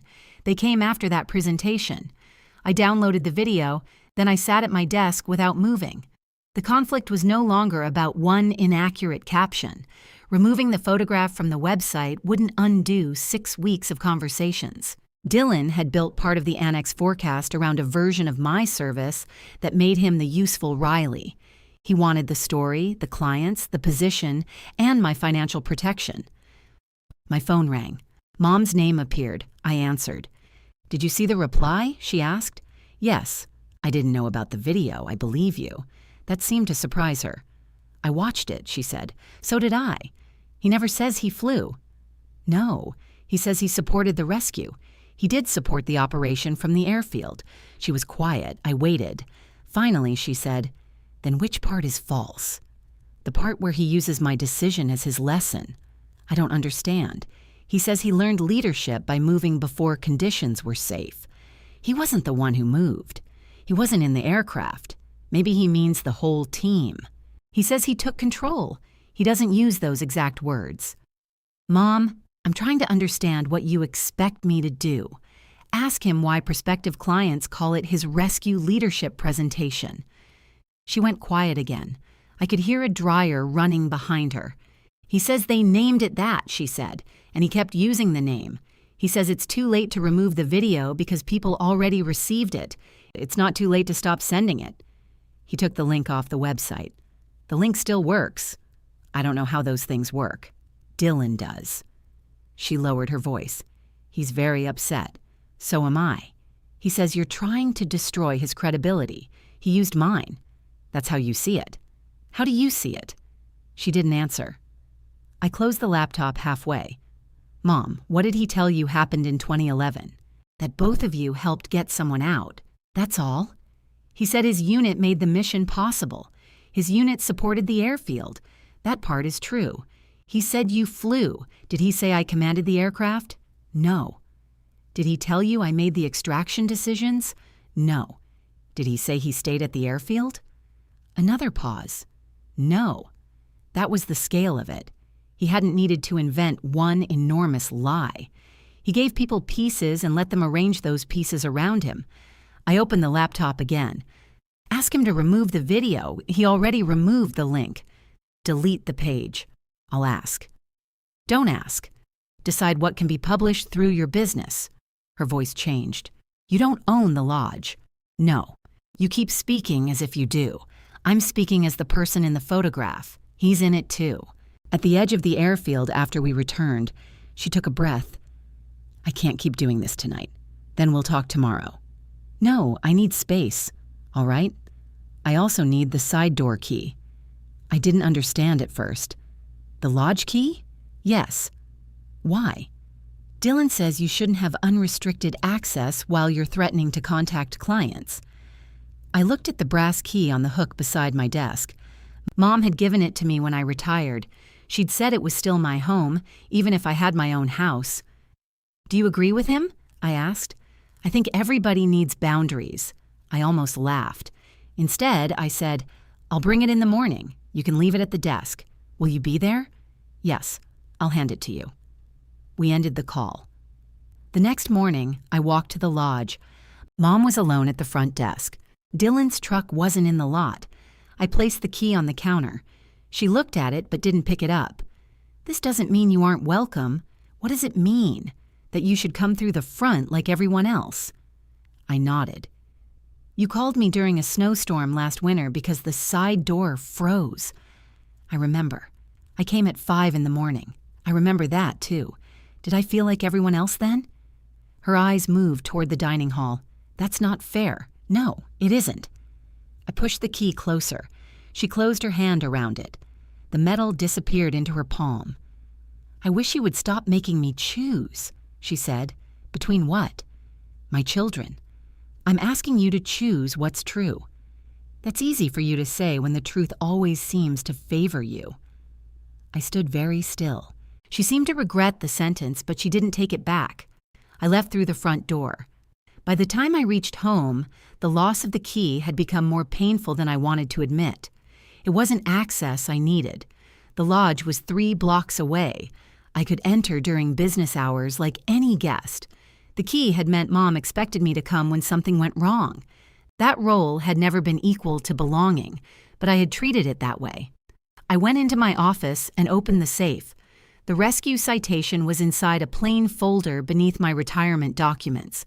I took it to the desk and read it from beginning to end. It named me as the aircraft commander. It described the failed approach, the changed route, and the extraction decisions. It named the personnel involved. Dylan's name wasn't there because he hadn't been part of the flight. The paper didn't make me feel better. It made the choice clearer. Until then, I had been trying to create a version of the annex I could safely support. Better numbers, accurate marketing, a corrected photograph, enough honesty to sign without feeling used. That version didn't exist. Dylan had shown me what the expansion meant to him. Mom had shown me what she expected me to absorb to keep it moving. I put the citation beside the loan summary. Then I wrote one sentence on my yellow pad. I will not sign the personal guarantee. I didn't call Mom. I didn't call Dylan. I didn't call Keith. The dinner was still 9 days away. The closing was still scheduled for the next business day. Everyone but me was still planning around a signature they thought family pressure would eventually produce. My objective changed that morning. I was no longer trying to save the annex from Dylan's lie. I was deciding how to stop my record from financing it. I closed the safe and left the citation on my desk. Then I opened a blank email. I addressed it to Mom and Dylan. I didn't mention the loan. I wrote that the lodge did not have permission to use my name, rank, image, citation, or role in the extraction for marketing. I listed the active video, the downloadable packet, and the dining hall display. I asked for written confirmation that each had been removed. At the bottom, I added one sentence. Any future description of Dylan's role must state that he served at the supporting airfield and was not a member of the flight crew. I read it once and sent it. Dylan called 4 minutes later. I let the call go to voicemail. He called again. I waited. The voicemail arrived first.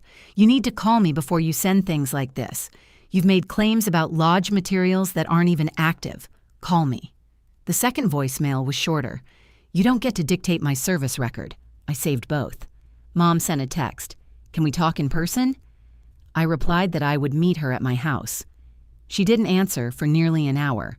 Then she wrote, "Not today." I spent the morning checking every public lodge page I could find. The group packet had been corrected. The dining hall photograph was with me. The unlisted video still worked. At noon, I clicked the link again. The page said the video was unavailable. I checked from my phone. Same result. That was the first visible success of my new approach. I hadn't argued for another hour. I hadn't asked Mom to understand. I had stated what belonged to me, and Dylan removed the recording. A few minutes later, he sent one line by email. The identified items have been removed. He didn't address the people who had already received them. He didn't correct his role. He didn't apologize.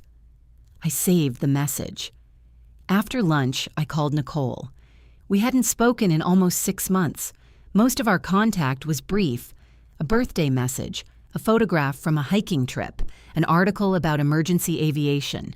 She answered with traffic noise behind her. "Samantha Riley, are you driving?" "I'm parked." "I know better than to answer you while moving." That's reassuring. What's wrong? Why does something have to be wrong? You called instead of sending a 3-word text. She knew me. "Are you still coming to Livingston next week for the emergency response conference?" "Yes, I'll be there Thursday through Saturday. The lodge dinner was Friday." "Where are you staying?" "At the conference hotel." "Why?" "Mom's having dinner at the lodge Friday night. Family dinner, family, regular guests, a few professional groups. That sounds dangerous. It's roast beef." I wasn't talking about the food. I smiled despite myself. "Would you come?" "What time?" 6:30. "I have a session that ends at 5. There's a bureau meeting right after, but I should be able to get there." Nicole had recently become chief of Montana's Emergency Medical Services Bureau. The job involved more meetings than either of us would have chosen, but she was good at it. She could listen to 5 people disagree and still identify the one decision that needed to be made. "Don't rearrange the conference," I said. "I won't. I'd like to see you." "Good. How's Carol?" "Busy. And Dylan?" "Also busy." She waited. I didn't fill the silence. Finally, she said, "That answer did not make me less suspicious. I'll explain when I see you. Do I need to wear armor?" "No. A uniform? No. Should I bring my own dinner?" "Possibly." She laughed. "I'll be there." I thanked her and ended the call. I hadn't invited Nicole to rescue me. I didn't tell her about the guarantee. I didn't tell her what Dylan had said in the video. I wanted one person at that dinner who knew me outside my family's version of me. That was different from asking her to fight for me. I sent Mom a message saying Nicole would attend and asking whether there was room at my table. Mom called immediately. "Nicole Fisher?" "Yes." "The woman from the extraction?" "Yes." "You invited her?" "I just did. Why? She'll be in Livingston. We haven't seen each other in person for a while." Mom lowered her voice. "Does she know what's happening?" "She knows there's dinner." "Did you tell her about Dylan?" "No." "Are you planning to?" "I'm planning to have dinner with her." Mom was quiet. I could hear dishes clattering at the lodge. "Dylan will think you're setting him up. That isn't my responsibility. You threatened to contact clients, then you invited the person from the photograph. I told you I would correct my record if he didn't stop using it. He removed the materials. Then why bring Nicole? Because I want to see her. Couldn't you see her somewhere else?" "Yes. Then why at the dinner? You used my name to invite people. I'm bringing one guest. That isn't fair. You invited 30 people without asking me. I already apologized for the wording. No, you corrected it. What's the difference? One fixes the email, the other acknowledges you shouldn't have done it. She exhaled. I don't have time for this today. Is there room for Nicole? Yes. Thank you. Will she speak? Not unless someone talks to her. You know what I mean. I really don't. She ended the call. 2 hours later, Dylan sent me a text. Why is Nicole coming? I didn't answer. He called. I let it ring once, then picked up. What are you doing? He asked. Working in my office. You invited Nicole to the dinner. Yes. Why? I gave him the same answer I'd given Mom. She's attending a nearby conference. You haven't seen her in years. That isn't true. When was the last time? That isn't your concern. She has nothing to do with the lodge. Neither do several people on your guest list. You know what this looks like. What does it look like? Like you're trying to ambush me. With dinner? With her. I turned my chair toward the window. If Nicole's presence feels like an ambush, you should ask yourself why. I'm not afraid of Nicole. I didn't say you were. You think she's going to show up and tell everyone you're some hero. No, that's what you want. I want you to stop using the rescue. I removed the material. You removed what I could see. I removed all of it. Then Nicole coming shouldn't matter. He didn't answer. I asked, does it? No. Good. You need to tell her this is a business dinner. Mom called it a family dinner when she wanted me there. It's both. Then Nicole fits both. She knows me and she works in emergency services. He gave a short laugh. So now you're helping the lodge? No. That stopped him. I continued. I'm attending dinner. I'm not endorsing the annex. I'm not giving a presentation. I'm not signing anything that night. The last sentence was careful. It was true, but it didn't tell him what I had already decided. The closing is the next business day, he said. The next business day. Fine. Keith will have the packet at dinner. I know. Then why not sign it there? I said I won't. You're dragging this out. I gave you a clear answer about that night. What about the next morning? I'll speak to Keith directly. He went quiet. I could almost hear him calculating how much room remained.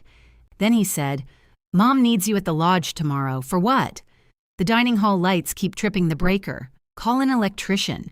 We did. He can't come until Monday, then don't use that circuit. We have a dinner tomorrow night. I don't have access. You don't need a key during business hours. There it was. The old arrangement had returned as soon as something stopped working. I'm not an electrician. You know the building. So do you. I'm dealing with the expansion. I looked at the rescue citation on my desk. No, I said. He was silent. No what? No, I'm not coming to troubleshoot the lights, Mom asked. You asked. She's standing right here. I heard Mom say something in the background. Then she came onto the phone. Samantha, I just need you to look at it. Did the breaker start tripping today? Last night? Did you unplug the warming cabinets? Yes. The coffee urns? Yes. Then stop using the circuit until someone qualified checks it. We can't leave half the dining hall dark. You can move the dinner into the front room. That only seats 12. Reduce the reservation. It's a birthday group. I'm sorry. Her voice became small. You know your father used to handle these things. I know. And then you did. That almost worked. I gripped the edge of my desk. I handled them because you needed help. That didn't make me responsible forever. So you're just done? With the electrical panel, yes. I'm not only talking about the panel. I know. She handed the phone back to Dylan. He said, very impressive. What is? Setting boundaries while Mom's dining room goes dark. Call the electrician again. He said Monday. Call another one. That costs more. So does an electrical fire. He ended the call. I expected guilt to pull me toward the lodge. I put on my coat twice. Both times, I took it off. At 7, Mom sent a photograph. The birthday dinner had been moved into the front room.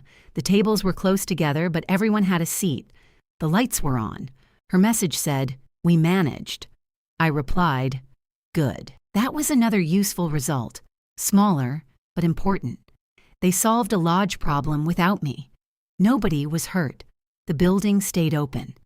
The next morning, I received the draft guarantee through the bank's secure email system. I opened it and read every page. It said what Keith had already explained. If the lodge failed to repay the annex loan, the bank could seek payment from me. The document covered the full $280,000, along with certain costs connected to collection. My name appeared on the signature line. The line was blank. I closed the file without printing it. Mom called shortly afterward. I heard you received the guarantee. Who told you? Dylan. Keith sent it directly to me. Dylan knew it was going out. That isn't the same thing. Have you read it? Yes. And? I'm reviewing it. She went quiet.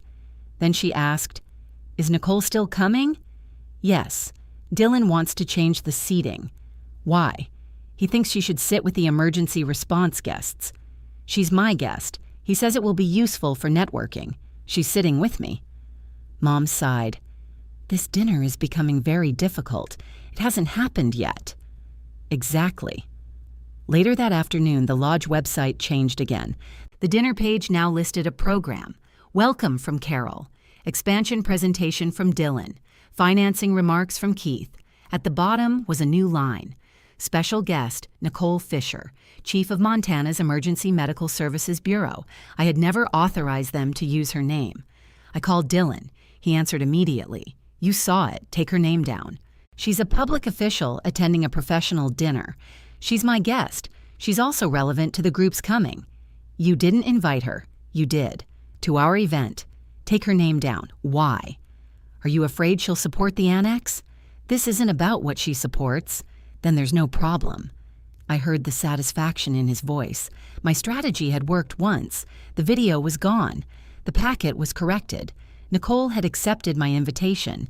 Now Dylan had identified the one part of my plan he could reach, and he was already trying to turn her presence into something that served him. Nicole didn't agree to be part of your program, I said.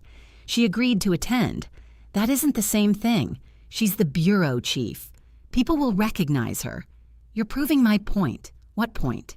You see a person, then you ask how they can help your expansion. He laughed. You invited her because she can help you. No, you expect her to sit beside you while you correct me. I expected her to eat dinner. Right. Remove her name. I'll ask her. You don't have her number. She works for the state. Her office isn't hidden. I stood. Do not contact her. You don't control who I contact. No, but I can tell her why you're calling. His voice went cold. You really want to turn this into a public fight. You put her name on a public page. He ended the call. I called Nicole before he could. She answered from her office. I was about to call you, she said. Did Dylan contact you? Not yet. I received an email from the lodge. What did it say? That they're pleased to feature me as a special guest during the expansion program. I didn't approve that. I assumed not. I asked him to remove it. What exactly am I walking into? I looked at the yellow pad on my desk. You deserve an answer. Yes. The lodge used our team photograph in an expansion packet. Dylan described himself in a way that made people think he had a direct leadership role in the extraction. Nicole didn't say anything. I continued. I made him remove it. The dinner is connected to the expansion. Some of the groups who received the old packet will be there. Did he use my name? Not until I told Mom you were coming, and now I'm part of the program. I'm sorry. Don't apologize for his email. I brought you into the room. You invited me to dinner. I should have explained first. Yes, you should have. Her voice wasn't harsh. That made it worse. I waited. She asked, Do you want me to speak about the extraction? No. Do you want me to correct him? No. Then why do you want me there? I wanted to see you. I also wanted one person at the table who knew me before the lodge started turning everything into marketing. That's more honest. It's also selfish. A little. I accepted that. She said, I'm still coming. You don't have to. I know. I won't let them put you on the program. That part matters. I understand. And if someone asks me a direct question, I'm answering it. I wouldn't ask you not to. Good. After we ended the call, I emailed Dylan and Mom. I copied Nicole so they couldn't change my words. Nicole Fisher is attending as my personal guest. She has not agreed to speak, endorse the annex, or participate in the program. Remove her name from all promotional material. Dylan replied to everyone. Understood. The dinner page changed within 10 minutes. Nicole's name disappeared. That should have ended it. At 4, Mom called. Dylan has canceled the emergency leadership portion. I didn't ask him to cancel anything accurate. He says he can't give the presentation without risking another accusation. That's his choice. It was one of the main reasons those groups were coming. Then he should develop a presentation based on his actual experience. He doesn't have time. He had 6 weeks. Mom's voice tightened. This is exactly what he was afraid you would do. What? Take over. I'm not giving the presentation. You decided what he can say. I decided what he can say about me. He says you've made him afraid to mention his own deployment. That's not what I wrote. He feels that way. I walked into the kitchen and turned off the kettle before it boiled. Do you? Do I what? Believe I'm stopping him from talking about his service? I think you could have handled it privately. I did. Several times. You threatened to email guests. Because he kept sending the old packet. He fixed it. After the threat. She went quiet. Then she said, Your aunt called me. I didn't ask which one. She's worried about the lodge. The lodge is staying open. That's what you keep saying, as if losing the annex means nothing. It doesn't mean nothing. You don't act like it. What do you want me to do? Come over tonight. Why? We need to talk as a family. That phrase had never meant all 3 people spoke equally. What time? 6. I arrived through the front door at exactly 6. The dining hall lights were working again. A small card from an electrical company sat beside the register. Dylan had found someone. Mom had set 3 places at a table near the kitchen. There was no food. The plates seemed intended to make the conversation look less formal. Dylan's phone sat in front of him. Mom pointed to the empty chair. Sit down. I stayed standing long enough to remove my coat, then took the chair. Dylan turned his phone around. A family group message filled the screen. Mom had written the first message. She said the annex might be canceled because I had concerns about the guarantee and objections to Dylan's military presentation. She asked everyone to be patient while the family worked through it. The replies were worse. One person said I had always looked down on Dylan. Another said Mom shouldn't lose her future because of old sibling competition. Someone asked why I cared who got credit if the rescue had succeeded. I slid the phone back. When did you send this? I asked Mom. This afternoon. Why? People were asking why the program changed. You could have said the material was inaccurate. Dylan leaned forward. That would accuse me publicly. You accused me. Nobody accused you. Mom said you had concerns. She told the family the annex might fail because of me. It might. Mom touched my wrist. I moved my hand into my lap. I didn't know they would respond that way, she said. You knew they didn't have the facts. I was trying to stop rumors. You started one. Dylan picked up his phone. Do you want to answer them? No. Because you'd rather let Mom take the blame? I'm not discussing the guarantee in a group message. Then tell us now. I'm still reviewing the documents. That's a lie. Mom looked at him. He continued. You made up your mind when you took the photograph. I kept my voice even. You don't know what I decided. I know you. You're going to wait until the last minute because you want us to beg. I haven't asked anyone to beg. You haven't had to. He pushed his chair back. The whole project depends on you, and you're enjoying it. I looked at Mom. Do you believe that? She twisted her napkin. I believe you know how much this means to us. That isn't an answer. I don't know what you feel anymore. Dylan stood. This is pointless. I said, sit down. He looked at me. I didn't repeat myself. After a moment, he sat. I placed both hands on the table. You removed the photograph and video because they were inaccurate. That has nothing to do with whether I sign. It has everything to do with it, he said. You're using the loan to control my business. No, I'm separating my record from your business. You threatened the financing. The bank required the guarantee before I ever saw the photograph. Mom said, but now you're using it as punishment. I haven't told either of you my decision. Then tell us, Dylan said. No. Mom's eyes filled. Why would you come here if you won't answer? To hear what you wanted to say. I want to know whether I've lost $16,000. I didn't tell you to spend it. You knew we were getting plans. I didn't know you paid for them before financing. Dylan said, that's how projects work. Then sunk planning costs are part of your risk. Mom stood so quickly her chair struck the wall. Don't talk to me like a bank. I stood too. I'm the person the bank expects to pay if this fails. You are my daughter. Yes. Then act like it. The room went quiet. I asked, what does that require? She looked at the table. Trust us. With $280,000? With something. Her answer came out small. That was the real pressure. It wasn't the paperwork. She wanted my signature to prove I belonged to them. After everything Dylan had done, refusing would become evidence that I was the one who had left. I picked up my coat. Mom wiped her cheek with the side of her hand. If you won't support the project, I don't know why you'd come to the dinner.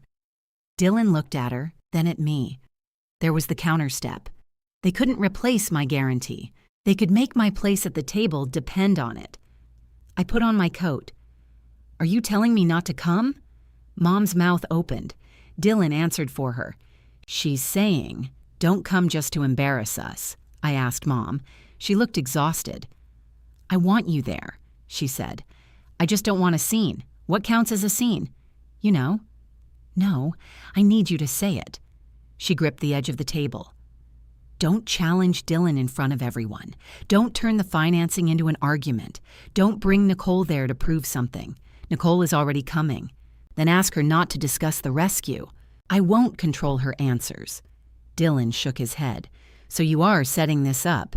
No. Then promise nothing will happen. I can promise what I'll do. I'll sit down. I'll eat dinner. I'll answer direct questions honestly. That isn't enough, he said. It's what you're getting. I left. By the time I reached my house, the family message had reached people outside the original group. 2 relatives called. I let both calls go unanswered. A regular lodge guest sent me a short email saying she hoped I wouldn't let an old disagreement ruin Mom's future. That was the real loss. Dylan's record remained clean in public. Mine now carried the conflict. I was the difficult daughter, the jealous sister, the retired officer who couldn't let her brother have one accomplishment. Correcting everyone would require exposing Mom's finances and Dylan's lie before the dinner. I wasn't willing to do that. I called Nicole again. You can still back out, I said. So can you. I don't think I can. Why? Mom wants me there, even if she doesn't want what I might say. Nicole was quiet. Then she said, my meeting could run late. I'll text when I leave. Drive carefully. I always do. After the call, I opened the secure bank file one more time. The blank signature line was still there. Withholding my name would end the annex. Mom would lose the money already spent on plans. Dylan would lose the position he'd created for himself. Some relatives might never believe my reasons. The existing lodge would remain open. I had confirmed that more than once. I closed the document. I would attend the dinner. I would let them think they still had a chance to change my mind. I would not sign. If the price was my place in the family, I was finally willing to see whether that place had ever existed without my usefulness. Keith called the morning of the dinner. The final property review is complete, he said. And the bank is ready to close, subject to the guarantee. When? Monday morning. I'll bring the packet tonight as Carol requested. Can I meet with you before then? He paused. Of course. I walked to the bank at 10. Keith had the brown leather briefcase beside his chair. A thick packet rested on the table. He didn't push it toward me. I want to ask the same questions again, I said. All right? If I don't sign the personal guarantee, can the bank close this loan? No.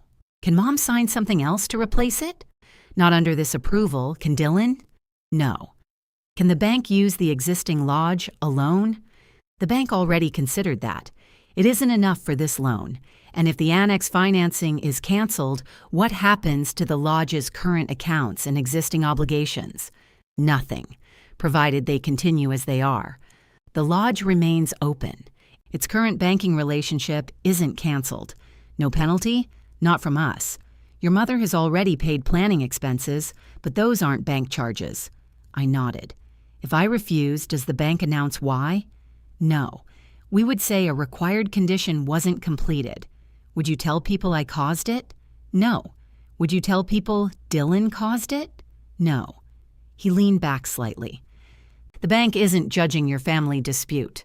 We're applying the approved terms. That's what I want. He studied me. Are you asking because you've made a decision? I'm asking because I need no uncertainty about the result. There is no uncertainty. Without your signed guarantee, the annex loan doesn't close. That removed the last practical question. Keith placed one hand on the packet. I need to ask something too. Go ahead. Do you intend to use tonight's dinner to surprise the bank? No. What does that mean? It means I won't claim you promised anything you didn't promise. I won't ask you to take a position on my brother's conduct. Good. I may answer questions about my signature. That's your right. Will you describe the financing as complete before I sign? No. What if Dylan does? I'll correct the financing status. Nothing else. That was the proper limit. Keith could state the rule. He couldn't decide what I should do with it. He opened the packet and showed me the signature page. My name appeared under the guarantor section. There was no second guarantor. There was no alternate condition printed beneath it. The signature line remained blank. I handed the page back. Bring it tonight. I will. He placed it inside the briefcase. As I stood to leave, he said, Samantha, if you want the bank to postpone the dinner appearance, I can tell Carol I'm unavailable. It was an easy exit. Without Keith there, Dylan couldn't turn the packet into a public signing moment. Mom might cancel the announcement. The conflict could stay inside the family. It would also leave room for Dylan to tell everyone the bank had delayed things. My decision would remain another uncertainty he could explain for me. No, I said. She asked you to attend. Attend. Keith nodded once. I went home. The rescue citation was still on my desk. I made one copy, then returned the original to its folder. I considered emailing the copy to everyone invited that night. It would have been easy. The citation named my role. It described the decisions. It left no room for Dylan's version. I could attach the old packet and his video transcript. 30 people would receive the truth before taking their seats. I opened a new message. I added Mom and Dylan as recipients. Then I stopped. Sending it before dinner would punish Mom in the widest way available. It would reach regular guests, prospective clients, relatives, and Keith at the same time. It would turn an accurate service record into a weapon against the lodge itself. I deleted the message. I wasn't trying to ruin the existing business. I wasn't trying to make strangers choose between us. The annex depended on one thing I controlled. That was enough. I placed the copied citation in a plain envelope. I put the original photograph behind it and slid both into my bag. At noon, Nicole texted, "Long meeting added after final session. Still coming. Maybe close." I replied, "Take your time." She called a few minutes later. "What am I wearing?" she asked. "Whatever you wear to the conference. That means a suit. You'll be overdressed." "I'm always overdressed in Livingston." "That isn't true. It is at your family lodge." I sat at the kitchen table. "Nicole, there's something else. Go ahead." "Dylan may discuss the extraction. I assume that after your last call. I'm not asking you to correct him. You've said that. I need you to know I mean it." She was quiet. Then she said, "Are you planning to correct him? If he says something false." "Good. I also need you to understand there's a bank decision tied to the dinner. It doesn't involve you.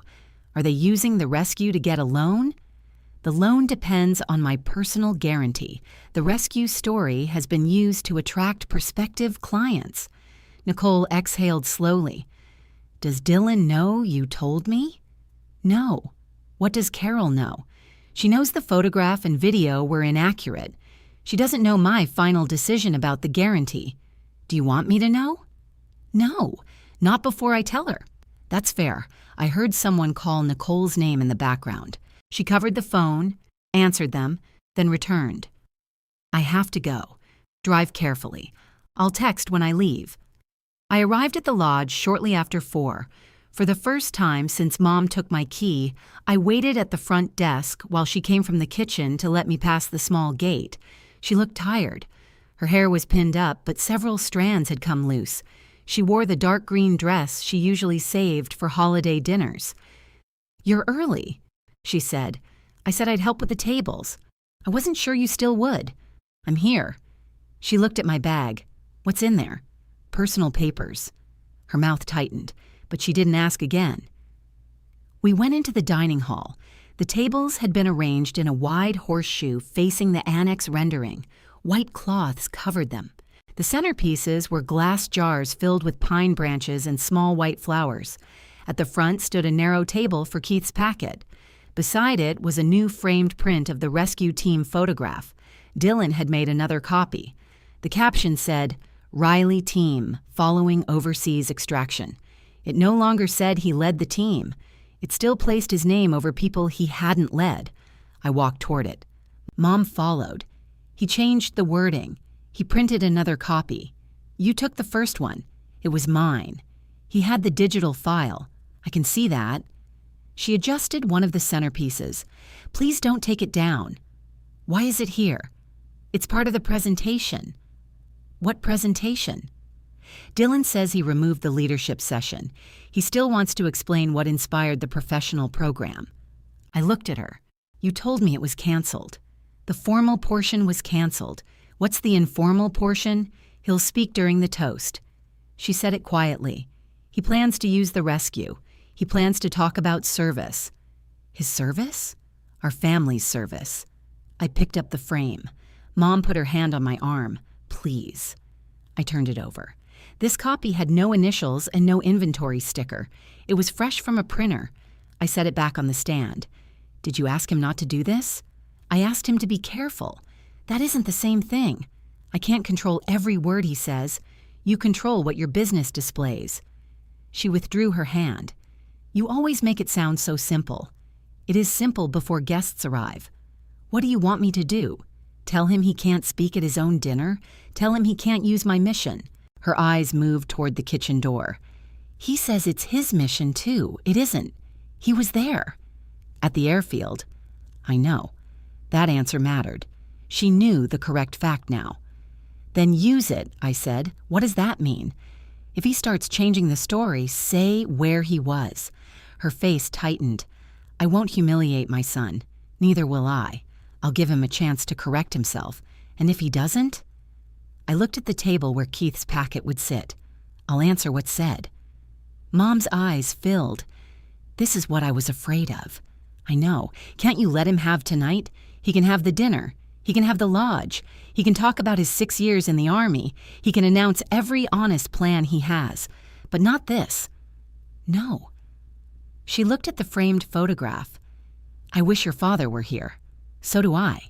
He would know how to keep the two of you from tearing this apart. I didn't answer. Dylan entered from the hallway wearing a dark suit. He saw me beside the photograph and stopped. You brought papers, he said. They're mine. Are you planning a presentation?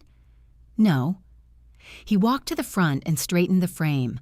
I corrected the caption. You changed it. That's what correction means. You're still calling the flight crew the Riley team. You and I are both Rileys. You weren't on the team. He looked toward Mom. She said nothing. I asked, Are you discussing the extraction tonight? I'm giving a toast. That wasn't my question. I'll say what's appropriate. Don't claim a role you didn't have. His face stayed calm. I don't need instructions from you. You have them anyway.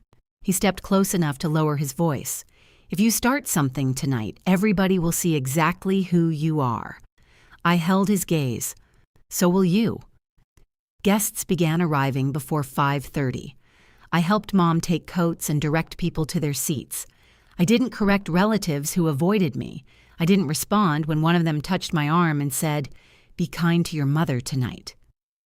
Keith arrived at 6 with the briefcase. He placed it beneath his chair instead of on the presentation table. "Not until it's needed," he said. "Good." At 6:20, Nicole texted. "Meeting just ended. Traffic backed up near Conference Hotel. Leaving now." I told her there was no rush. At 6:30, her chair beside me was still empty. Dylan noticed. He looked at the doorway, then at Nicole's place card. After everyone had been served, he stood with a champagne glass in his hand. I put my bag beneath my chair and waited. He smiled at Mom first. "Most of you know how much this place means to our family," he said. Mom held her glass with both hands. Dylan thanked the kitchen staff, the regular guests, and the people who had reviewed the annex plans. Then he thanked Keith for guiding the financing process. Keith didn't raise his glass. Dylan continued. "The expansion gives us a chance to serve a different kind of guest. Emergency teams, medical leaders, veterans, people who understand pressure." He moved toward the framed photograph. I watched Mom. She kept her eyes on him. "My military service taught me that leadership isn't something you discuss after the danger passes," Dylan said. "It's what you do when people need an answer." He placed one hand on the frame. The woman from the tour leaned toward the man beside her. Dylan noticed. In 2011, a State Department officer needed extraction after a convoy attack, he said. The room became still.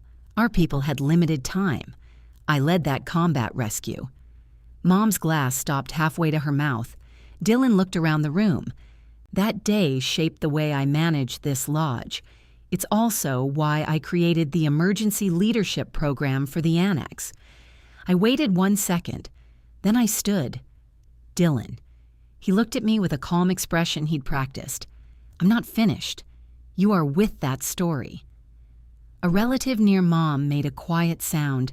Dylan rested his palm against the frame. "This isn't the time. You said you led the rescue." "I did." "That account is false."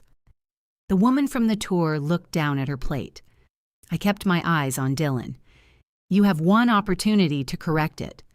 His smile disappeared. Keith remained seated. His briefcase was beneath his chair.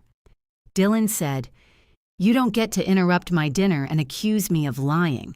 I asked you to correct one statement. I supported the operation. That is true. And I led the response.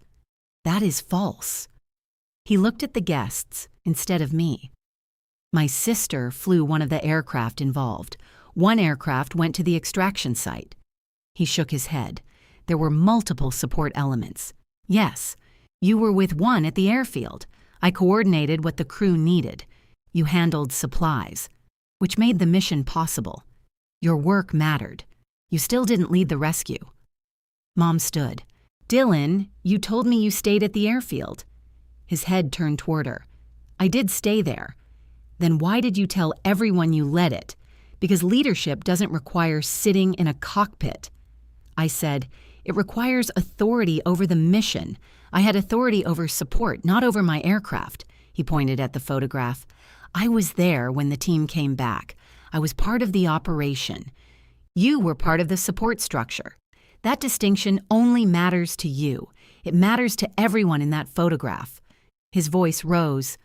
"You think being the pilot makes you the only person who did anything.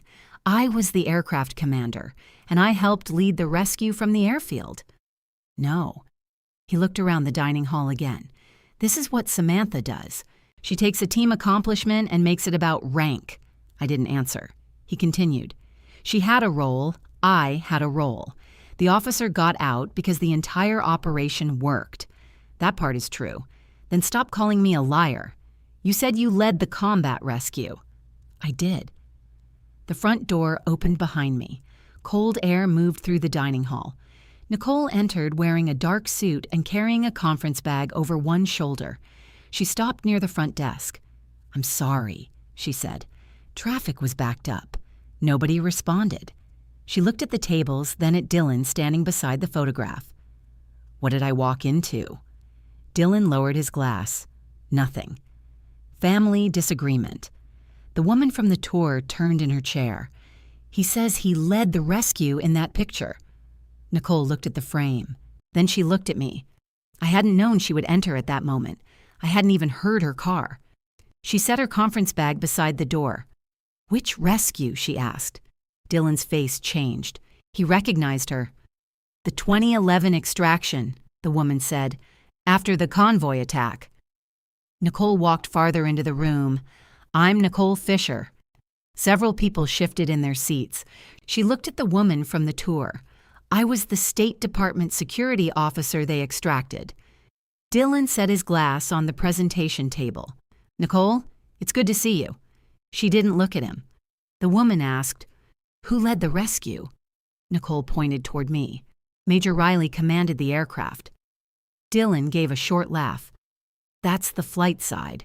We were discussing the larger operation." Nicole turned toward him. "No, we're discussing the aircraft that came for me. There were support teams you didn't see." "I know. My unit was one of them. I know that, too." He folded his arms. "Then you know I was involved. You were at the supporting airfield." The words landed more heavily because Mom had already said them. Dylan looked toward her. She lowered her eyes. Nicole continued. "The first approach wasn't working. Samantha changed the route and made the extraction decisions. Dylan said, she didn't make those decisions alone. No commander does everything alone." "Exactly." Nicole looked at him. "That doesn't make you the commander." The dining hall went silent. I pulled out the empty chair beside mine. "Nicole, sit down." She remained standing. Dylan said, "You arrived in the middle of a family argument." I arrived while someone was describing the day I nearly died. His face reddened. "That isn't what I was doing. You called it your rescue. I called it a team effort." The woman from the tour spoke quietly. "You said you led it." Dylan looked at her. She continued, "You let us believe that during the tour, too." I explained my role. "No," she said. "You avoided the question." She placed her napkin beside her plate. Nobody else spoke. Nicole sat down. I remained standing. Dylan reached for his glass, then left it on the table. "This dinner is supposed to be about the annex," he said. "It is now," I said. Mom closed her eyes. Dylan looked at me. "You planned this. I didn't know when Nicole would arrive. You invited her?" "Yes. You brought papers. They're my papers." He pointed toward my bag. "You came here to destroy the project. I came because Mom wanted me here. Then sit down and let Keith explain the financing." Keith looked at me. I nodded. He took the briefcase from beneath his chair and placed it on the floor beside him. He didn't open it yet. Dylan said, "The bank has completed its review. We're scheduled to close Monday morning." Keith stood. "The loan remains subject to a required condition." Dylan's mouth tightened. Mom gripped the back of her chair. I said, "Keith, I decided before tonight that I will not sign the personal guarantee." Mom looked at me as if she hadn't heard correctly. Dylan stared. "You said you were reviewing it." I was. Then I made my decision. "You lied to us." I kept my financial decision private until I could state it myself. "At dinner? You plan to announce financing at dinner." Keith opened the briefcase and removed the closing packet. He placed it on the presentation table. I looked at him. "The guarantee is still unsigned?" "Yes. Can the annex loan close without it?" "No." Dylan stepped toward Keith. "We can sign Monday." Keith kept his attention on me. "Samantha has said she will not sign." Dylan said, "She could change her mind." I answered, "I won't." Mom sat down slowly. I continued, "I will not secure financing that was marketed using my service record as if it belonged to Dylan." He shook his head. "The bank doesn't care about a photograph. This is my decision, not the bank's. You're punishing the lodge. The existing lodge remains open." He looked at Keith. "Does it?" Keith nodded. "The existing lodge is not affected by this loan condition." "What about the annex?" Mom asked. Without Samantha's signed guarantee, the bank cannot close the $280,000 annex financing. Her hand went to her mouth. Keith continued in the same even tone. The scheduled closing is canceled. There will be no financing announcement tonight. Dylan looked around the room. This is insane. Nobody answered. He turned to Mom. Tell her to sign. Mom's face had gone pale. She said no. You told everyone she would support us. I thought she would. He pointed toward me. She waited until I stood up in front of everyone. I said, I asked you privately to correct the photograph. I asked you to remove the video. I asked you not to use the extraction tonight. You set a trap. You chose the toast. He looked at Nicole, and you showed up at the perfect time. Nicole picked up her water glass. I showed up late. A few people lowered their eyes. Dylan's hands opened and closed at his sides. You don't understand what this costs me. I looked at the unopened brass nameplate on the side table. He had placed it beside the annex rendering. Your expansion position depended on the annex revenue. That position was earned. The annex doesn't exist. It would if you signed. But I'm not signing. He turned toward Keith. Can the bank restructure it? Not tonight. Can we bring in another guarantor? You would need a new review and a qualified applicant. That isn't part of this closing. Then the loan isn't canceled. It's delayed. Keith closed the packet. This approval cannot close without the required signature. The scheduled financing is canceled. There was no anger in his voice, no satisfaction. He was stating the rule Dylan had spent weeks pretending was already satisfied. Mom looked at Keith. The lodge stays open? Yes. Our current accounts are fine? Yes. The bank isn't taking the building? No. Her shoulders lowered slightly. The loss was real, but it had its proper size. The annex was gone. The lodge remained. Dylan stared at the rendering. One of the relatives who had messaged about Mom's future asked, Why did you say the lodge was in danger? Dylan didn't answer. Mom looked at him. So did I, she said quietly. He turned toward her. We needed the expansion. That isn't what she asked. His face changed again. The room no longer moved with him. People waited for answers instead of accepting the shape of his words. Keith returned the packet to his briefcase. I'll speak with you Monday about closing the application, he told Mom. Then he looked at me. Your guarantee remains withdrawn. It was never signed, I said. He nodded. Correct. He buttoned his jacket and left. The front door closed behind him. Nobody touched the champagne.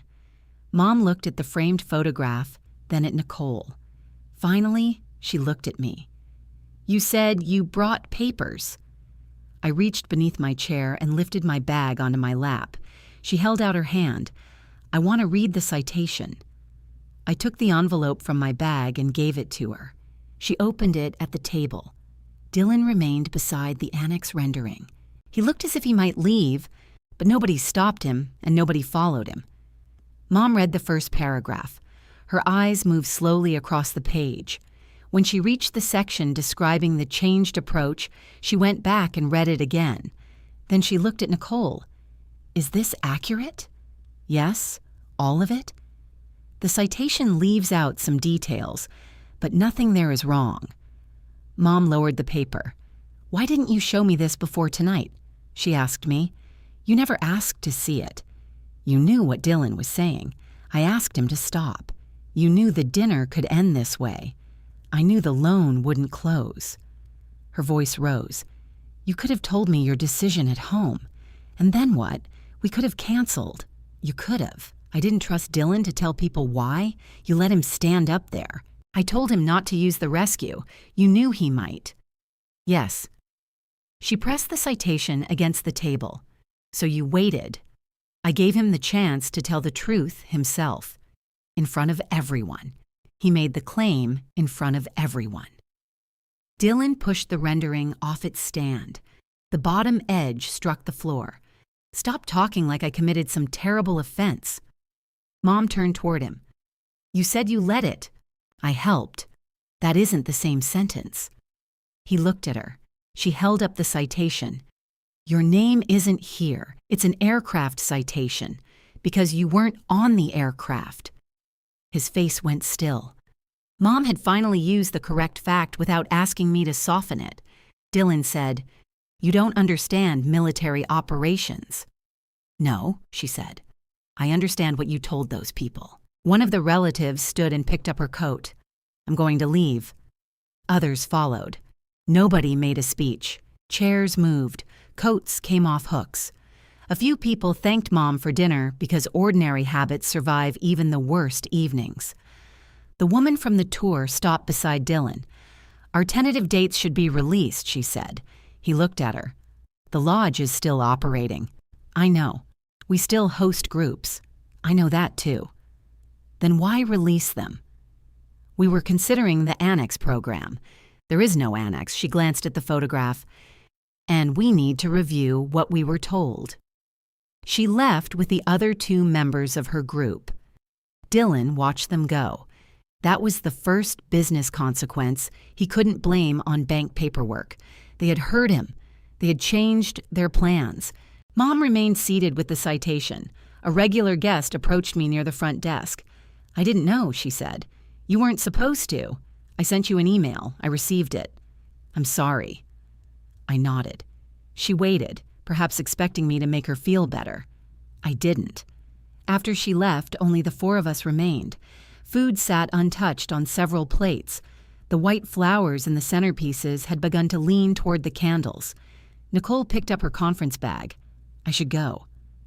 I walked her to the front door. "I'm sorry," I said. "You already said that. I should have told you everything before you agreed." "Yes. I won't do that again." She looked back toward the dining hall. "You didn't make him say it." "No. But you knew I might be useful." I didn't answer quickly enough. She nodded. "That's what I thought. I didn't ask you to speak. You didn't have to. You put me in a room with a false account of the day I was extracted." "I know." Her voice stayed calm. "I came because you're my friend. Don't turn that into evidence next time." "I won't." She adjusted the strap of her bag. "Call me tomorrow." "Are you angry?" "A little." "That's fair. I'm also hungry." I looked at the dining hall. "I don't think anyone finished dinner. Conference Hotel has terrible sandwiches. I'll bring you one of Mom's roast beef plates." She considered it. 5 minutes. I packed food into a container while she waited near the door. Then she left for her hotel. Our relationship survived the night, but not without a mark. She had helped by telling the truth. I had still placed her where that truth might be needed without fully warning her. When I returned to the dining hall, Mom had turned the framed photograph face down. Dylan was in his office. The brass nameplate was gone from the side table. "Where is he?" I asked.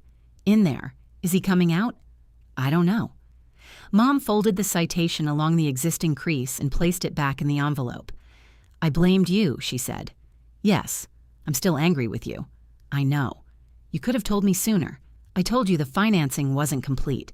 I told you the photograph was false. I told you not to use my name." She rubbed both hands over her face. "You didn't tell me you would refuse." "No." "Why?"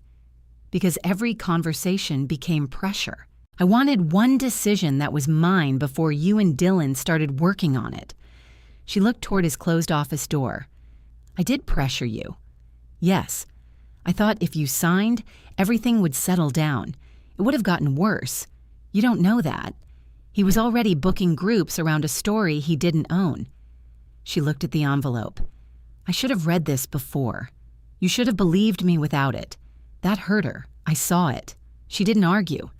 After a moment, she said, "Yes." It was not an apology. It was the first honest answer she gave me. The office door opened. Dylan had removed his suit jacket. He carried the box containing the expansion nameplate. "What happens now?" he asked Mom. She stood. "Monday, I meet with Keith. And tell him what? That we aren't closing. We can apply somewhere else." "With what guarantor?" He looked at me. I shook my head. Mom said, "Don't. We could reduce the loan." Samantha withdrew her guarantee. She could guarantee a smaller amount. "No," I said. He stared at me. You haven't even seen a smaller plan. The guarantee remains withdrawn. His mouth tightened. Mom picked up the rendering from the floor. There is no director of expansion without an expansion. I've been doing the work. You manage the lodge. That's your job. So I lose the promotion too. The position was supposed to be paid from annex revenue. He laughed once. Great. He put the nameplate box on the table. You got everything you wanted. I looked around the dining hall. No. Don't pretend this hurts you. My mother took my key because I wouldn't let you use my record. Mom looked down. Dylan said, You always make yourself the injured person. You lied in front of the person we extracted.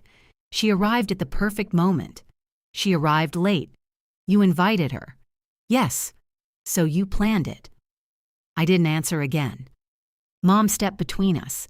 This is over for tonight. No, I said. One thing remains. Dylan looked at me. The people who received the old materials still have a false account. I removed them. You removed the links. What do you expect? A correction. He shook his head. Absolutely not, Mom said. Dylan. You want me to email clients and call myself a liar?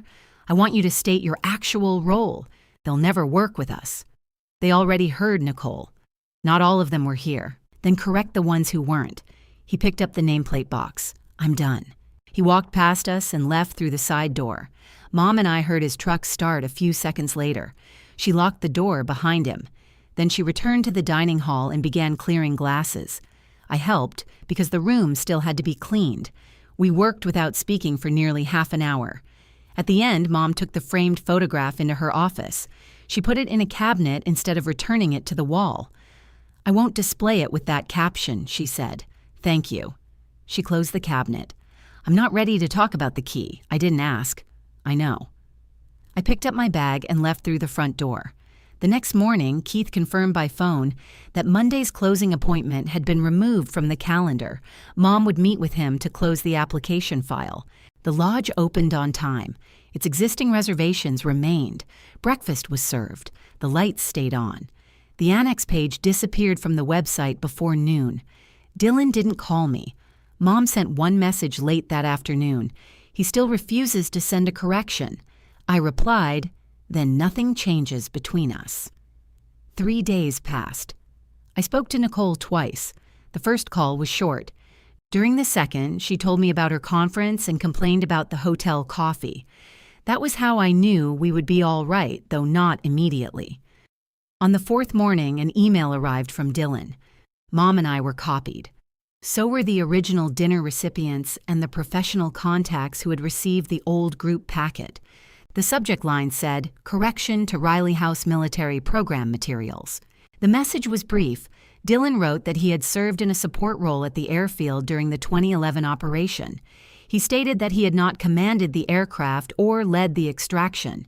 He identified me as the aircraft commander. Then he wrote, I allowed lodge materials and my own comments to create a false impression. That was my responsibility. I apologized to Samantha Riley and to everyone I misled. There was no excuse after it, no mention of sibling rivalry, no complaint about the loan. At the bottom, he said the emergency leadership program had been withdrawn. I read the message twice. Then I checked the lodge website. The expansion pages were gone. His biography contained only his actual 6 years of Army service and his work as lodge manager. The correction was complete. I still didn't call him. For the first time, Dylan had credited me where it couldn't help him. Now I needed to see whether he could keep doing that after the public attention moved on. 6 days later, Mom came to my house carrying the side door key. I saw it in her hand before she sat down. She placed it on the kitchen table. I should not have taken this. I looked at the key. Why did you? Because Dylan said you were threatening the lodge. And you believed him. I believed he needed protection from you. She rubbed one thumb over the edge of the table. I was wrong. I poured coffee for both of us. She waited until I sat across from her. The bank closed the application, she said. I know, I lost the money we spent on the plans. I know that too. I wanted to be angry at you for it. Are you? A little. I nodded.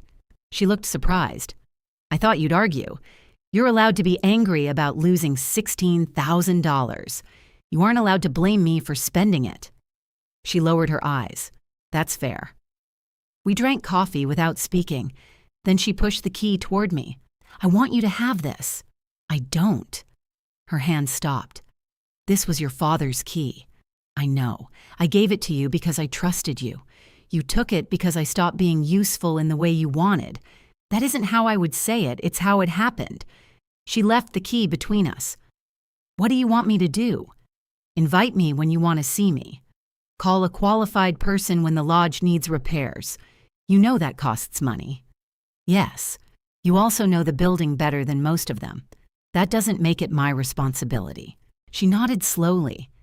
I kept asking you to fix things, and I treated that like your place in the family. I didn't answer. She continued. When you said I pointed to Dylan after calling you to make things work, I thought you were being cruel. I wasn't. I know. She looked around my kitchen. I was proud that you always came when I called. I didn't think about why I only called when I needed something. That was closer to an apology than anything she'd said at the lodge. I picked up the key and handed it back. Keep it for now. Her face fell. I'm not punishing you. Then why won't you take it? Because I want to know whether you'll still ask me over when there's nothing to fix. She closed her fingers around the key. All right. That Sunday, she invited me for dinner. When I arrived, the dining hall was closed and the kitchen was clean. There were no boxes to move. No forms waited beside my plate. Mom had made chicken, potatoes, and green beans. Dylan wasn't there. We spoke about ordinary things for almost an hour. When I stood to leave, she didn't ask me to check the loose railing near the front steps. She had already scheduled a carpenter. That was the first test. The second came 2 weeks later. Dylan emailed and asked to meet at the lodge. I suggested a coffee shop instead. He agreed. He was already seated when I arrived. There were no plans on the table, no brochures, no documents. He stood when I approached. Thanks for coming. I sat across from him. He looked tired. He also looked angry, though less certain what to do with it. I sent the correction, he said. I saw it. I sent it to everyone who received the packet. I know, the website is clean. I checked. He rubbed his palms together. Mom says I need to apologize to you in person. What do you say? He looked at the window. I'm sorry. For what? For letting the language get out of hand. I picked up my coffee. That isn't what happened. His jaw tightened. I knew you'd do this. Do what? Make me say it exactly your way. The truth is precise. He sat back. For a moment, I thought the meeting was over. Then he said, I used your mission because people respected it. I waited. I thought if I was close enough to it, some of that respect would come to me. That still doesn't explain why you asked me to guarantee the loan. He looked down. I thought you would. Why? Because you always help Mom. There it was. He hadn't expected me to believe in his forecast. He expected me to protect her from the consequences if it failed. You used her too, I said. His head came up. No. You let her believe the lodge needed the annex. It did need improvements. That isn't the same thing. He didn't argue. After a while, he said, I'm sorry I claimed I led the rescue. I didn't. I stayed at the airfield. It was the first time he said the whole correction to me without being forced by a room full of people. I accept that you said it, I replied. That isn't forgiveness. No. What am I supposed to do now? Keep telling the truth when it doesn't earn you anything. He nodded once. Then he asked, Will you ever reconsider the guarantee? No. The answer stayed between us. He didn't ask again. The lodge continued without the annex. Summer reservations filled most of the rooms. Winter was slower. Mom reduced a few expenses and Dylan stopped ordering promotional material before plans were final. The unopened nameplate disappeared. Several months later, Mom invited me to a meeting in the dining hall. I almost declined when I saw drawings on the table. Dylan noticed, It isn't an annex. What is it? 2-room renovations and a new accessible bathroom. How are you paying for it? Operating revenue. No loan, no. No guarantee? No. He showed me a simple schedule. They would renovate one room at a time during the slower months. Work would stop if the lodge's cash reserve dropped below the amount Mom needed for regular expenses. The project wasn't impressive enough for glossy postcards. That was why I trusted it more. "What do you need from me?" I asked. "Nothing," Mom said. "We wanted you to know before work started." Dylan added, "If you notice a problem, tell me. I'm not asking you to manage it." I reviewed the pages. The bathroom door swings the wrong way. He looked at the drawing, then nodded. "I'll call the contractor." He wrote it down instead of explaining why it would probably be fine. That was the third test. The work took longer than Dylan expected. A plumbing change added cost, so he postponed one guest room. He didn't ask me for money. He didn't call the delay a family emergency. When the first room reopened, Mom invited me to see it. The floor was level.